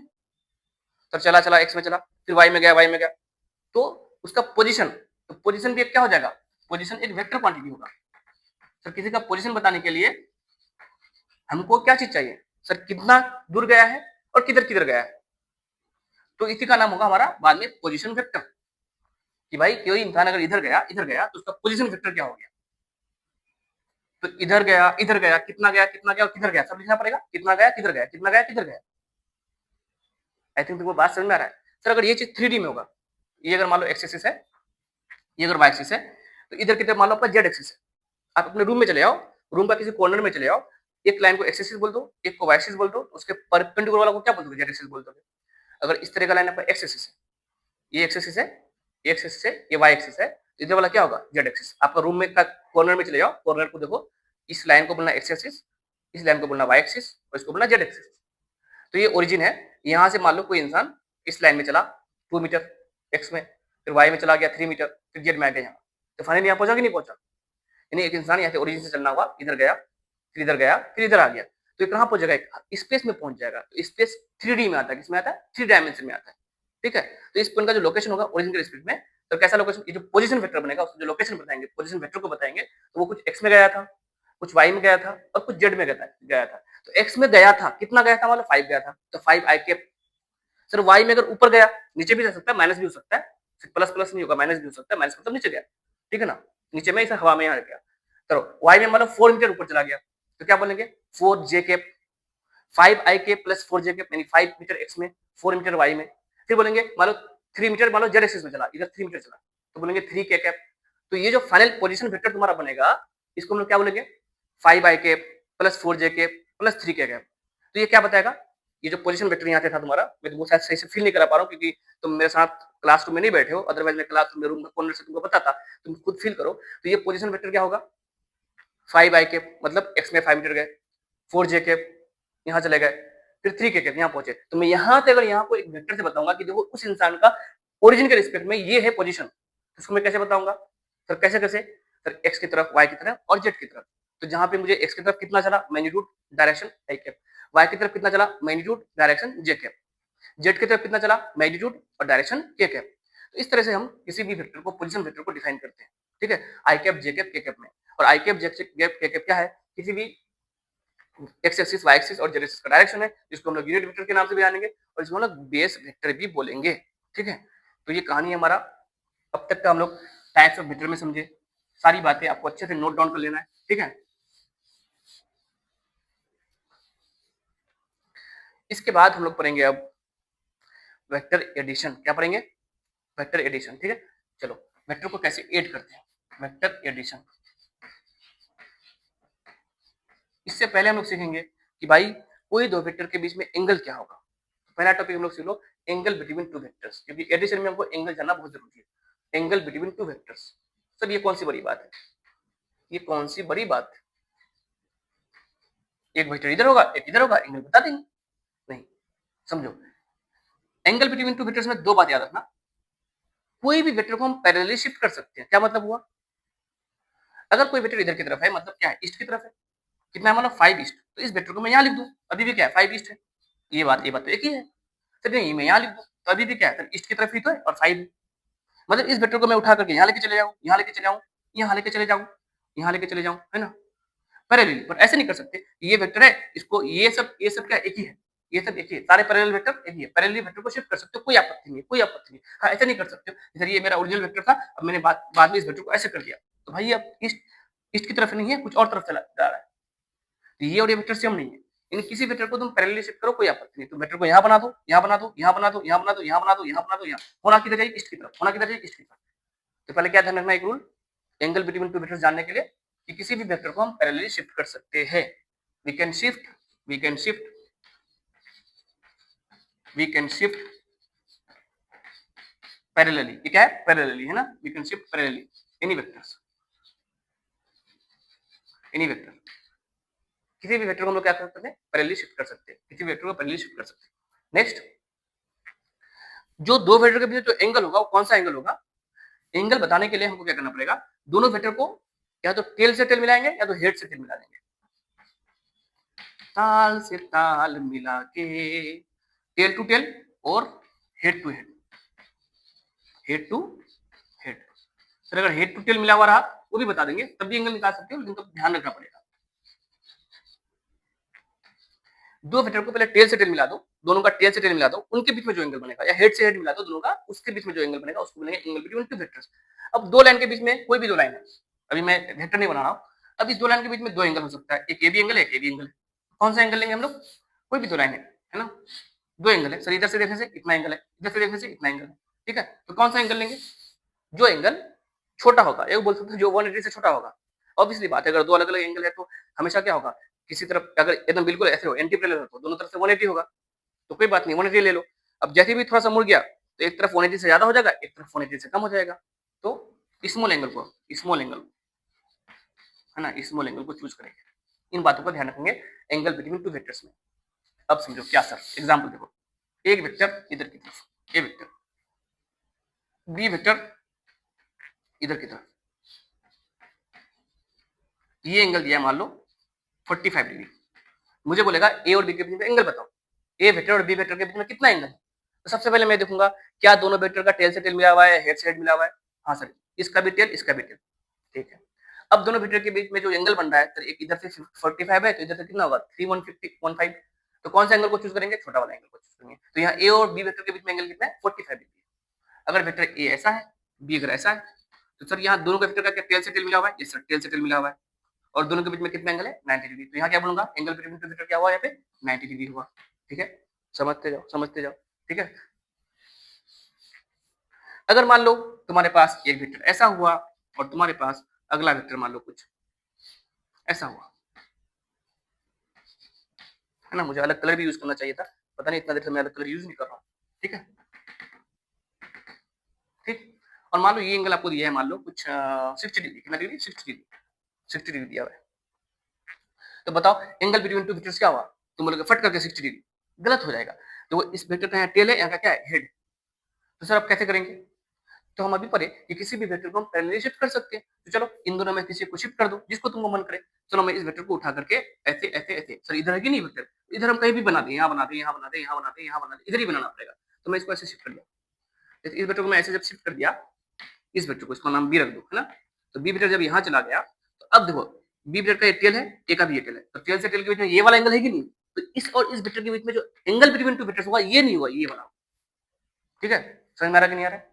ये वाला होगा। तो ये वाला एंगल कैसे निकालेंगे? सर ये वाला एंगल कितना हो जाएगा, निकाल सकते हैं? ये कितना एंगल है सर? ये 60, ये कितना होगा 120, और ये कितना होगा? सर यहाँ से यहाँ कितना है 180, तो फिर अगेन कितना बन जाएगा 60। सर तुक्का में तो 60 बोल रहे थे, तुक्का में 60 सही हो रहा था, कोई दिक्कत नहीं, सही नहीं, तरीका सा नो, अभी गलत भी हो जाएगा, है ना। तो दो वेक्टर के बीच का एंगल जब दोनों का टेल से टेल मिलेगा तो इस एंगल को एंगल बिटवीन वेक्टर बोलेंगे, इसको नहीं बोलेंगे, ठीक है। नेक्स्ट एग्जांपल,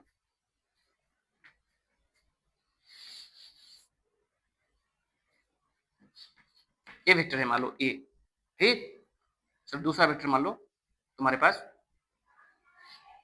ये वेक्टर, ये बी वेक्टर है, ठीक है। अब बताओ इसके बीच में एंगल मान तुमको दिया 60 डिग्री, तो ए और बी के बीच में कितना एंगल होगा? सर एक काम करो, ए को शिफ्ट कर दो। कहाँ शिफ्ट करेंगे सर? ऐसी जगह शिफ्ट करेंगे इसका टेल के पास पहुंच जाए। सर यहाँ पहुंचेंगे, पहुंच सकते हैं हाँ। या सर बी को शिफ्ट कर दो, पैरेलली शिफ्ट, ऐसे शिफ्ट करो कि यहाँ देखो ऐसे अगर लेके आओगे तो यहाँ क्या आएगा, बनाओ उसको, तुम किसी को भी पैरेलली शिफ्ट करो। चलो तुम इसको पैरेलली शिफ्ट कर रहे हो, इसको, तो सर मैं इसको पैरेलली क्यों शिफ्ट कर रहा हूँ? क्योंकि मुझे दोनों वेक्टर का टेल से टेल मिलाना है। अभी सर एक का है दूसरा टेल है, इसको एंगल बिटवीन टू वेक्टर्स नहीं बोलेंगे। तो जैसे मैं इसको यहाँ से शिफ्ट करूंगा, शिफ्ट करूंगा, शिफ्ट करूंगा, शिफ्ट करूंगा, ये ऐसे बनेगा। बी वेक्टर ऐसे बनेगा, नहीं बनेगा? हाँ सर ऐसे बनेगा, बन जाएगा ऐसे वेक्टर, ठीक है। तो एंगल बिटवीन टू वेक्टर क्या हुआ सर? टेल से टेल के बीच में जो एंगल है ये वाला एंगल है कि नहीं? ये सर ये वाला एंगल है। तो बताओ ये अगर 60 है, टोटल 180 होता कि नहीं होता? तो ये एंगल कितना हुआ 120। तो ए वेक्टर बी वेक्टर ऐसे जरूर है, इनके बीच में यहाँ 60 डिग्री जरूर है, लेकिन इसका मुंह इधर की तरफ है। देखो एक एक का मुंह दूसरे का है, इसको एंगल बोलेंगे नहीं। एंगल किसको बोलेंगे?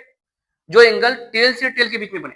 ये तो टेल और हेड था, तो टेल और टेल के लिए मैंने क्या किया, इस वेक्टर को शिफ्ट कर दिया। जैसे मैं इस वेक्टर को शिफ्ट कर दिया तो इसका टेल और इसका टेल के बीच में ये वाला एंगल है। तो ए और बी के बीच में एंगल ये है ना, कि कितना एंगल है बताओ? 120 डिग्री। समझ में आ गया नहीं है?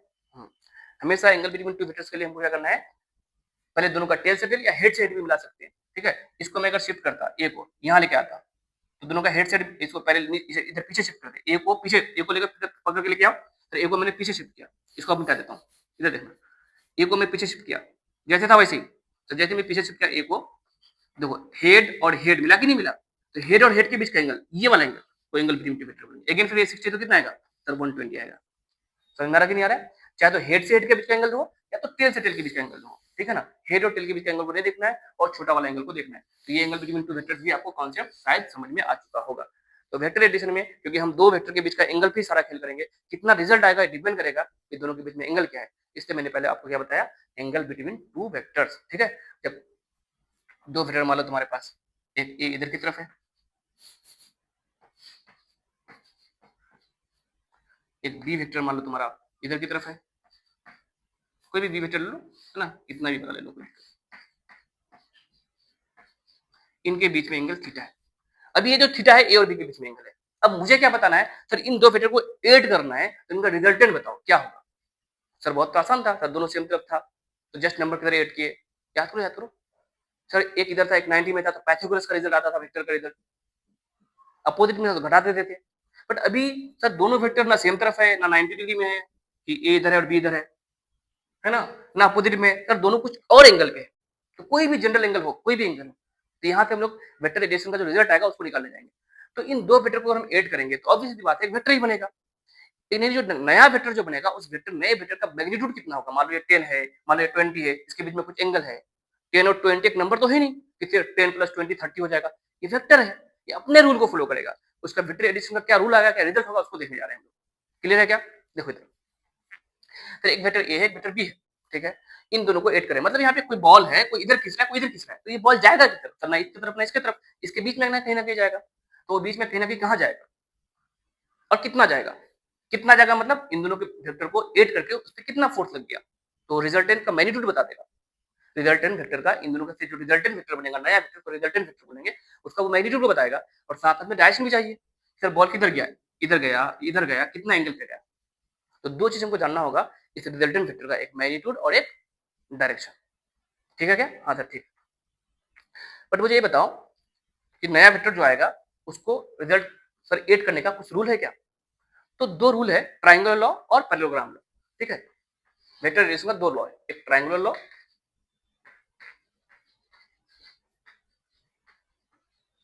और एक पैरेललोग्राम लॉ दूसरा।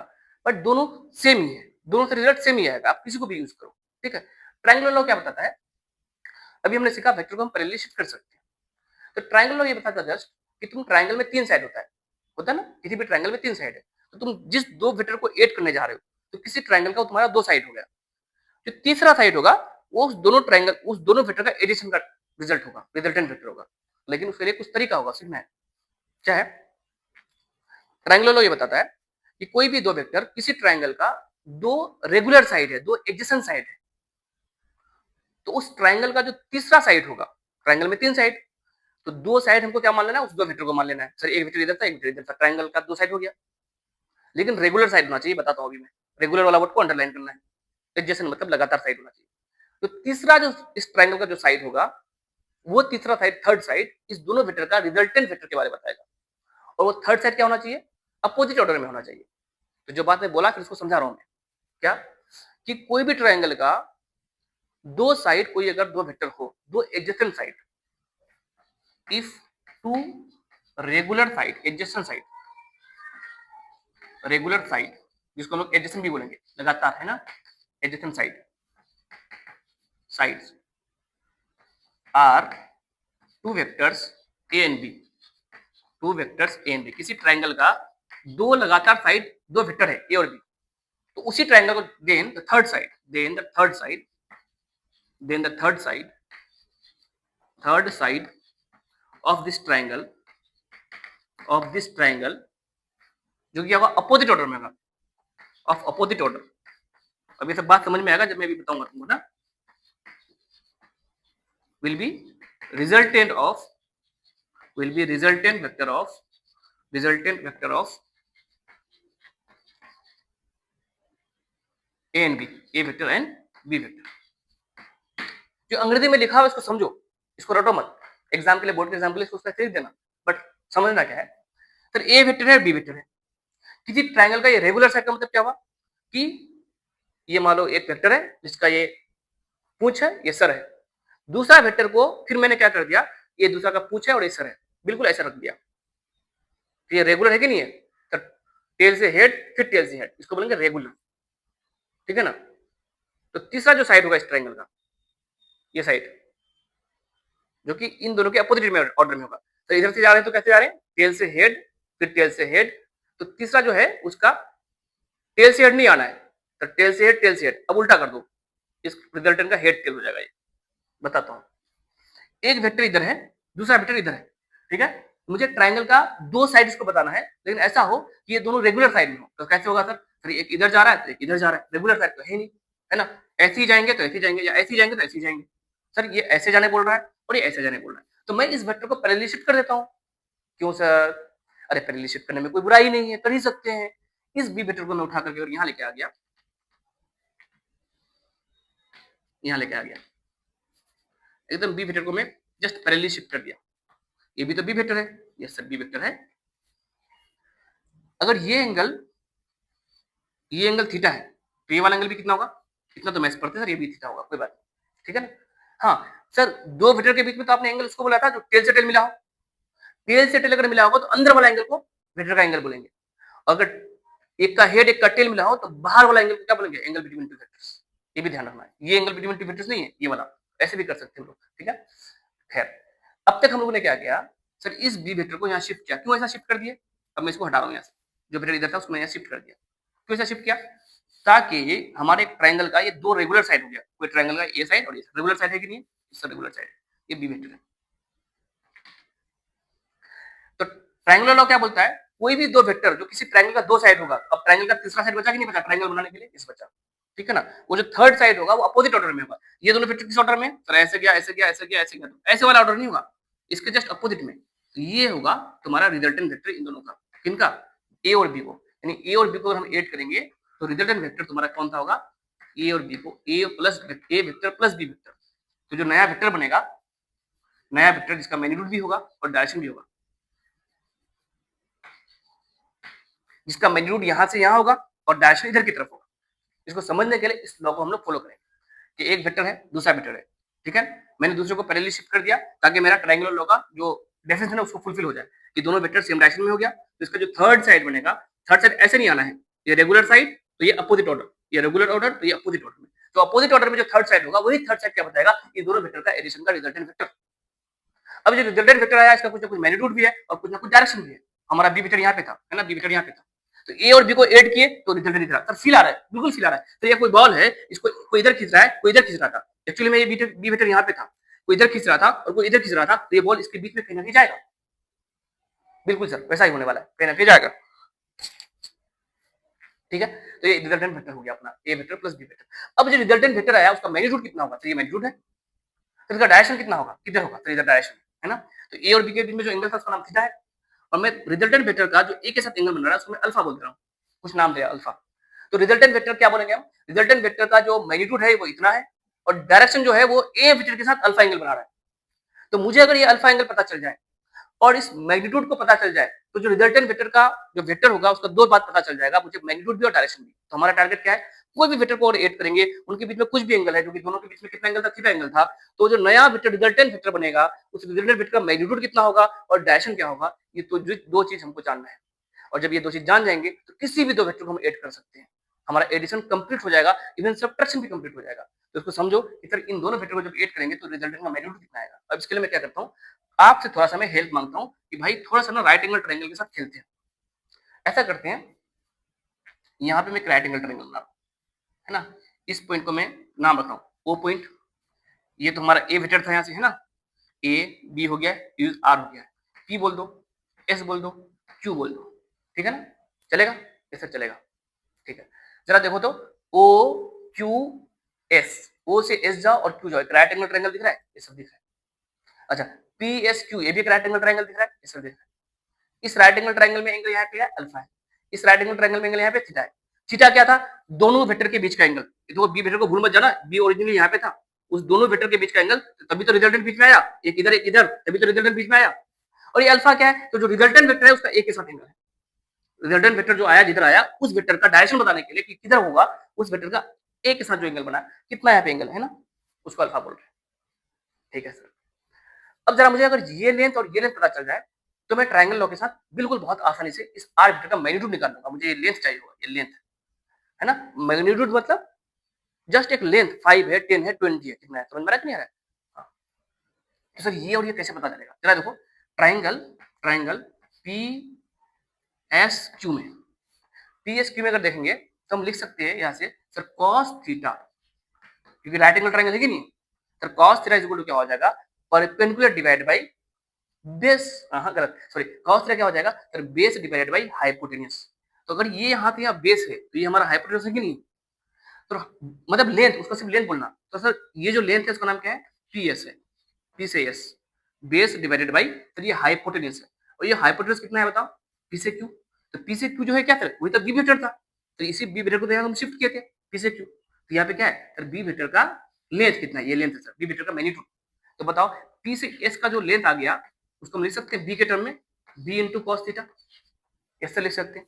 सिमिलरली इसी ट्रायंगल में तुम साइन थीटा का फॉर्मूला लिखो, तो साइन थीटा क्या होता है, perpendicular divide by hypotenuse, sir perpendicular में कितना है, क्यूएस, क्यूएस है कि नहीं है, सर हाइपोटेन्यूज में क्या है सर, इस ट्रायंगल का ये है, फिर बी, बी का लेंथ, बी वेक्टर का जो लेंथ है वही तो हाइपोटेन्यूज है, इस ट्रायंगल में देख रहे हैं, इस ट्रायंगल में। तो बताओ यहाँ से क्यूएस का वैल्यू कितना आ गया, फिर B into sine theta, B into sine theta. यहां से समझ में आया, फिर पी से एस का वैल्यू अगर बी के टर्म में लिखेंगे तो ये क्या होगा, बी का कॉस थीटा, और क्यू से एस का वैल्यू अगर हम इस बी के टर्म में लिखेंगे तो क्या आ रहा है, बी इंटू साइन थीटा। ऐसा मैं जानबूझ के कर रहा हूँ, ठीक है, उतार लो यहाँ तक। अब देखो हमें चाहिए था सर आर वेक्टर का मैग्नीट्यूड, अब हम क्या करेंगे सर, मुझे यहाँ से यहाँ का लेंथ पता चल गया, बी के टर्म में कितना आ गया था, पी से बी का कॉस थीटा, और सर यहाँ से यहाँ का भी लेंथ पता चल गया, कितना आ गया ये हमारा, बी का साइन थीटा।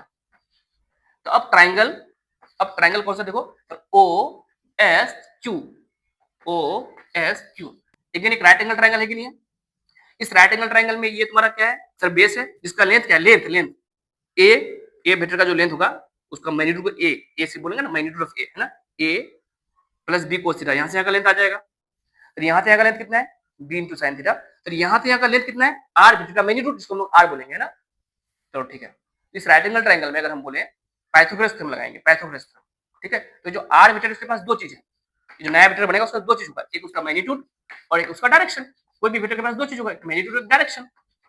तो जो मैग्नीट्यूड होगा, रिजल्टेंट वेक्टर का जो मैग्नीट्यूड आएगा, जो लेंथ आएगा, तो मैं इसको मैं आर बोल दे रहा हूँ, सिंपली आर, या मोड लगा दो, कोई दिक्कत नहीं है ना। कितना हो जाएगा बताओ सर, पाइथागोरस थ्योरम में क्या होता है, ये सर एच है, तो एच इज इक्वल टू क्या होता है सर, रूट ओवर पी का स्क्वायर प्लस बी का स्क्वायर, तो रूट ओवर पी का स्क्वायर प्लस बी का स्क्वायर, सर पी क्या है सर, बी साइन थीटा का स्क्वायर प्लस सर बेस क्या है sir, A plus B cos theta का स्क्वायर, ये पूरा का पूरा बेस है कि नहीं है, ये तो होता है सर पाइथागोरस थ्योरम। ये हाइपोटेनस है, ये परपेंडिकुलर है और ये बेस है, सर निकल जाएगा। आप देखो क्या गया formula, R is equal to, थोड़ा सा सोल्व कर लो, ठीक है, फॉर्मूला याद करने में आसान हो जाएगा। देखो B square sine square theta, B square sine square theta plus sir A plus B का होल स्क्वायर, तो ए स्क्वायर प्लस बी का स्क्वायर मतलब इस टर्म का स्क्वायर, तो B square plus 2ab, 2 into this 2ab, मतलब B की जगह क्या है, बी cos थीटा है। अब जरा और थोड़ा अच्छे से लिखो तो क्या बन जाएगा, जगह दिखाई दे रहा है, तो इधर लिख रहा हूं, ये क्या आ गया, देखो B square sine square theta plus B square cos square theta, इन दोनों में से अगर मैं बी स्क्वायर कॉमन ले लूंगा तो क्या बचेगा, sign square theta plus cos square theta, इसका वैल्यू कितना होता है, ट्रिगोनोमेट्री में पढ़े थे 1 होता है, ठीक है ना। तो मैं इसको और इसको अगर ऐड करूंगा, इसको और इसको ऐड करूंगा तो हमारे पास सिर्फ और सिर्फ क्या बचेगा, बी स्क्वायर बचेगा, और यहाँ क्या है, ए स्क्वायर है, तो हमारे पास फाइनली क्या हो गया, तो A square plus B square, जो कि इन दोनों को ऐड करके आया, प्लस इधर क्या बचा सर 2ab cos थीटा, जहां पे ए और बी क्या है, वेक्टर ए का लेंथ यानी मैग्नीट्यूड, बी क्या है वेक्टर बी का मैग्नीट्यूड, वेक्टर बी का मैग्नीट्यूड, ये बी लेंथ था। समझ में आया क्या, यानी किसी दो वेक्टर को ऐड करेंगे जिसके बीच में एंगल क्या है, थीटा है, तो एक नया वेक्टर बनेगा, और उस नए वेक्टर का जो वैल्यू आएगा, उस नए वेक्टर का जो वैल्यू आएगा, मैग्नीट्यूड भी होगा और एक डायरेक्शन भी होगा, तो उस नए वेक्टर का जो मैग्नीट्यूड का जो वैल्यू आएगा उसको निकालने का जो हमारे पास फॉर्मूला होगा वो क्या हो जाएगा, तो रिजल्टेंट वेक्टर का जो मैग्नीट्यूड होगा उसका फॉर्मूला हो जाएगा रूट ओवर वेक्टर ए के मैग्नीट्यूड का स्क्वायर प्लस बी के मैग्नीट्यूड का स्क्वायर प्लस 2 इंटू ए का मैग्नीट्यूड इंटू बी का मैग्नीट्यूड cos थीटा। फिर से बोलो, कोई भी दो वेक्टर को अगर हम ऐड करेंगे उसके बीच में अगर एंगल थीटा है, उसके बीच में एंगल थीटा मतलब दोनों का टेल से टेल के बीच में एंगल, या टेल से टेल में तो अंदर वाला एंगल, टेल और हेड होगा तो वो बाहर का एंगल हो जाएगा, ठीक है। इतना आपको समझ में आ गया क्या, हाँ समझ में आ गया। इस फॉर्मूला को बाय हार्ट आप याद रखना, तो आपका वेक्टर एडिशन और सब्ट्रैक्शन का रिजल्टेंट का मैग्नीट्यूड का फॉर्मूला आपके पास तैयार हो गया, जो मैं कहीं लिख दे रहा हूँ। यानी जो आर वेक्टर आएगा उसका जो रिजल्टेंट होगा उसका फॉर्मूला हो गया हमारे पास A square plus B square plus 2ab cos theta. Important यहाँ पे थीटा, थीटा क्या है? एंगल बिटवीन टू वेक्टर्स, दो वेक्टर के बीच का एंगल। ध्यान से देखेंगे इसको हम लोग एंगल बोलते हैं, है ना। क्वेश्चन में नहीं लिखा होगा तो हमको एंगल देखना पड़ेगा, टू वेक्टर्स। इस फॉर्मूला को अपने दिल से याद रखना। अब सर दो वेक्टर को जिनके बीच में एंगल थीटा था उसको सोल्व करने के लिए हमने ट्रायंगुलर लॉ लेकर के आया, जिसको रिजल्टेंट वेक्टर का नाम रख दिया आर वेक्टर। आर वेक्टर क्या था? Vector A plus vector B. जो ये आर वेक्टर बनेगा दोनों को जोड़ने से, ए और बी को जोड़ने से, दोनों वेक्टर को जोड़ने से उस वेक्टर को वो भी एक वेक्टर होगा, तो उस वेक्टर का एक मैग्नीट्यूड होगा, उस मैग्नीट्यूड का फॉर्मूला ये हो गया। नया वेक्टर का मैग्नीट्यूड लेंथ कितना है। अब सर उसका डायरेक्शन वो किधर होगा? ये बी वेक्टर था, ये ए वेक्टर था, तो रिजल्टेंट मान लो इस बॉल को फोर्स लगा देते, कोई इधर कोई इधर, तो इधर जा रहा था, तो इधर का डायरेक्शन क्या होगा? तो इस वेक्टर का डायरेक्शन, डायरेक्शन मतलब उस वेक्टर का एंगल बताओ, या तो ईस्ट की तरफ होगा या तो नॉर्थ की तरफ होगा या किधर किसी एंगल पे होगा, ईस्ट से कुछ एंगल बना रहा है, तो वो वेक्टर ए वेक्टर के साथ कितना एंगल बना रहा है, मैं इसको निकालने जा रहा हूँ इस ट्रायंगल में। बाकी मैं इधर से भी निकाल सकता हूँ। मान लो टोटल 60 डिग्री है, ये अगर 30 डिग्री आएगा, ए के साथ अगर 30 डिग्री बनाया तो बी के साथ भी 30 डिग्री। टोटल अगर 70 डिग्री है, ये अगर 30 आया, रिजल्टेंट वेक्टर वेक्टर ए से अगर 30 डिग्री बना रहा है तो वेक्टर बी के साथ कितना बनाएगा? 40 बनाएगा। ठीक है, तो हम किसी एक वेक्टर से उसका डायरेक्शन निकाल लेते हैं। फिर अगेन उसी ट्रायंगल को देखेंगे, ट्रायंगल ओ एस क्यू में, ओ एस क्यू में देखेंगे। तो ओ एस क्यू में यहाँ पे 10 alpha, sir 10 alpha is equal to perpendicular divide by base. Sir perpendicular में क्या है? बी इंटू साइन थीटा, और बेस में क्या है sir? A plus B into cos theta. लेकिन ये अल्फा क्या है? अल्फा है रिजल्टेंट वेक्टर का डायरेक्शन, रिजल्टेंट वेक्टर का, रिजल्टेंट वेक्टर जो एंगल बना रहा है with angle between resultant vector and vector A. याद रखना, अगर 10 अल्फा तुम ऐसे रट्टा मार रहे हो, B sin theta by A plus B पूछता है, B sin theta by A plus B cos theta, ठीक है, तो तुमको ध्यान में भी होना चाहिए। हालांकि इतना मैं इसको आगे इतना समझा दूंगा तुमको आई कैप जे कैप में के कैप में कि आपको बहुत ज्यादा इसका यूज नहीं होगा, फिर भी सब कुछ याद रखना। B sin theta by A plus B cos theta, theta क्या है? ए वेक्टर और बी वेक्टर के बीच में एंगल। ए बी यहाँ पे क्या है? ए बी है तो वेक्टर ए और वेक्टर बी का मैग्नीट्यूड है, नंबर है 5 5 10 20 जो भी रहेगा, ठीक है। अल्फा क्या है? तो अल्फा जो एंगल है रिजल्टेंट वेक्टर और वेक्टर ए के बीच का एंगल। तो रिजल्टेंट और वेक्टर बी के बीच का एंगल पूछेगा, क्या उल्टा हो जाएगा? यहाँ हो जाएगा A sin theta divide by B plus A cos theta. बस उतना दो फॉर्मूला क्यों याद रखना है? फिर अगर मुझे ए और बी के बीच में एंगल पता है और रिजल्टेंट का ए के साथ एंगल आ गया तो बी के साथ तो आ ही सकता है। हाँ सर, आ ही सकता है। फिर ट्रायंगुलर लॉ के हेल्प से मैंने आपको समझाया। एक और लॉ होता है जो आपको लिखना है तो लिख लो, ठीक है। बाकी कुछ एग्जांपल देखेंगे और यहाँ पे इस लेक्चर को रखेंगे, एंड करेंगे, ठीक है। फिर आगे हम लोग नेक्स्ट लेक्चर में सब कुछ पढ़ेंगे। दूसरा क्या था सर? पैरेललोग्राम लॉ, है ना, पैरेललोग्राम लॉ। इससे भी वही रिजल्ट आएगा, फॉर्मूला वही होगा, ठीक है ना। बस हुआ क्या उसको भी देख लो। मान लो एक वेक्टर ए है, एक वेक्टर बी है, दोनों के बीच कुछ एंगल है, यानी यहाँ पे कोई बॉल है, कोई इधर खींच रहा है कोई इधर खींच रहा है, जो फोर्स है, फोर्स वेक्टर है कि नहीं, उससे मैं तुमको समझा रहा हूँ, फील करा रहा हूँ। तो ये कहीं ना किधर जाएगा, तो रिजल्टेंट वेक्टर कितना होगा?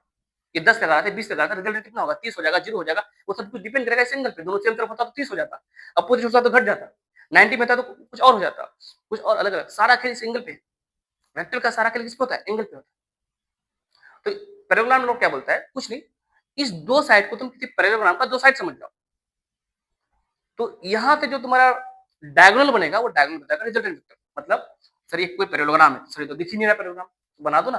अगर तुम बी को अगर यहाँ पे बी के जैसा एक पैरेलल लाइन खींच दोगे और ए के जैसा पैरेलल लाइन खींच दोगे तो क्या बनेगा? पैरेललोग्राम बन जाएगा, यस सर बन जाएगा। तो ये जो इसका डायगोनल होगा ना, इसी को बोलेंगे रिजल्टेंट वेक्टर। ये क्या आएगा? A vector plus B vector. Sir ये तो वही आएगा था जो पहले था, हाँ वही आएगा, कुछ फर्क नहीं आएगा, बस नाम अलग है, ठीक है। तो ये हमारे पास वेक्टर एडिशन का रिजल्ट, वेक्टर एडिशन के रिजल्टेंट का मैग्नीट्यूड और डायरेक्शन और अल्फा थीटा अच्छे से समझना, वीडियो को वापस से देखना, ठीक है, और फिर बार बार उसको प्ले करके समझना एक एक टर्म्स को। अब एग्जांपल मान लो एक फोर्स है F1, ये कितना है मान लो 12 न्यूटन। एक फोर्स F2, ये कितना है मान लो 5 न्यूटन, उसका मैग्नीट्यूड है, ठीक है। अब ये दोनों वेक्टर है, क्या है? दोनों वेक्टर क्वांटिटी। इन दोनों वेक्टर के बीच मान लो एंगल हुआ। चलो पहला क्वेश्चन, जब एंगल कितना हो दोनों के बीच में? 0 डिग्री हो, मतलब दोनों एक तरफ होगा। एंगल कितना दो दोनों के बीच में? 180 डिग्री हो, मतलब दोनों अपोजिट में। ए इधर है, F1 इधर है तो F2 इधर है। थर्ड क्वेश्चन, दोनों के बीच में एंगल कितना हो मान लो 90 डिग्री हो। फोर्थ क्वेश्चन, दोनों के बीच में एंगल कितना हो मान लो 60 डिग्री हो। कुछ भी हो सकता है ना, कुछ भी हो सकता है, बताओ। और 120 ले लो, कुछ भी एंगल ले लो, है ना। तो पहले जब पहला क्वेश्चन जो दोनों के बीच में 0 डिग्री है, मतलब सर इधर ही तुम्हारा F1 है और इधर ही तुम्हारा F2 है, तो बताओ दोनों का रिजल्टेंट क्या आ जाएगा? सर हमको दिख रहा है, आप तो बताए थे, अगर 2 वेक्टर सेम तरफ होगा तो उसका रिजल्टेंट वैसा ही आएगा जैसे एक नंबर में आता है। सर फॉर्मूला से बताओ, तो फॉर्मूला क्या था रिजल्टेंट वेक्टर का फॉर्मूला? सर उसका मैग्नीट्यूड, चलो उसको मैं ऐसे बोलता हूँ, आर वेक्टर क्या है? आर वेक्टर मान लो है हमारा vector F1 plus vector F2। इन दोनों को ऐड कर रहा हूँ, पहला केस जब दोनों के बीच में 0 डिग्री होगा, तो ये जो रिजल्टेंट वेक्टर आएगा इसके पास दो चीज होगा, एक इसका मैग्नीट्यूड और दूसरा इसका डायरेक्शन। सर रिजल्टेंट वेक्टर का मैग्नीट्यूड क्या हो जाएगा? सर फॉर्मूला क्या है? Root over A square plus B square plus 2ab cos है। तो ए क्या है F1, बी क्या है F2, रूट ओवर ए का स्क्वायर प्लस बी का square plus 2 into A into B into cos 0 degree. पहला क्वेश्चन में कितना एंगल लेना है? 0 डिग्री। ये अलग अलग क्वेश्चन है ना, ये अलग अलग क्वेश्चन सोल्व कर रहा हूँ, देखना। तो रिजल्ट का मैग्नीट्यूड कितना आ गया? सर 144 प्लस 25 प्लस, तो कितना हो जाएगा? cos 0 का वैल्यू कितना होता है? 1, और यहाँ कितना है? 5 इंटू 10 इंटू 12, 120 आ जाएगा क्या? है ना 120, कितना आ गया? सर ये आ गया हमारे पास मेरे ख्याल से 144 और ये 100, 144, 25, 69, 289, कितना आ गया ये? 289 शायद आ गया ना, 289, 289। अब 289 क्या हो जाएगा सर? 289 किसका अंडर रूट होता है सर? ये तो 17 का है ना, 17 का होता है, 17 289 है ना, 289 389, 100 100 289 किसका होगा? सर ये 17 का होगा। तो बताओ सर 17 तो वैसे भी आ जाता, कैसे? सर दोनों वेक्टर सेम तरफ है कि नहीं? ये 5 है 12 है, इस चौक को तुम उधर 5 से खींच रहे हो, अगला 12 से खींच रहा है, तो दोनों का मिला के 17 तो आना ही था। सर ये सर आना था, बट हम लोग को फॉर्मूला से भी तो फील लेना था कि फॉर्मूला जो आया था वो सही बता रहा कि नहीं बता रहा। दूसरा क्वेश्चन करो, तीसरा क्वेश्चन करो, है ना, अलग अलग एंगल पे। मान लो जब दोनों के बीच में एंगल कितना हो, दोनों के बीच में एंगल कितना हो? 180 हो, मतलब एक इधर खींच रहा है, एक इधर खींच रहा है, इधर 5 है तो इधर 12 है, दोनों के बीच में कितना एंगल है? 180। फिर फील आ रहा है, कितना हो जाएगा? फिर इस बॉल को जो इधर खींच रहा है 12 से, इधर खींच रहा है 5 से, तो इधर जाएगा और कितना आएगा? 7 आएगा। देखना फॉर्मूला से भी 7 आएगा। सर यहाँ तो आसान था, ऐसे बताऊंगा ना, फॉर्मूला से क्यों बताऊंगा? अरे भाई जब अलग अलग एंगल हो जाएगा तब पता चल जाएगा। दोनों वेक्टर में 30 डिग्री एंगल है, किधर है किधर है, बताओ कितना एंगल? अब बताओ, फील करो। फॉर्मूला याद होना जरूरी है, ठीक है ना।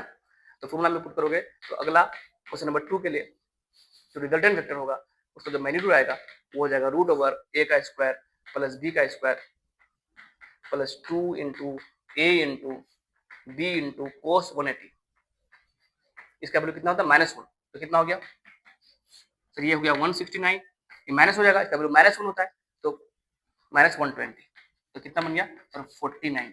कितना आएगा सर? ये 7 आएगा सर। 7 तो आ रहा था, फील करके आ रहा था, जो फील करके आ रहा था वही तो फॉर्मूला से भी आएगा। लेकिन ये फॉर्मूला याद होना जरूरी है क्योंकि तुम किसी भी एंगल में तुम तब निकाल सको। इन दोनों वेक्टर के बीच कुछ भी एंगल हो, एक इधर हो एक इधर हो, कुछ भी एंगल हो, एक इधर हो एक इधर हो, 120 एंगल हो, कुछ भी एंगल हो, तब बस फॉर्मूला में पुट करो और रिजल्टेंट का मैग्नीट्यूड निकालो, ठीक है। तो ये हमारा वेक्टर एडिशन का फायदा है। तो इस लेक्चर को यहीं तक रखते हैं, लेक्चर बहुत लंबा ना हो जाए, फिर आगे नेक्स्ट सेशन में करेंगे। तब तक के लिए टाटा बाय बाय।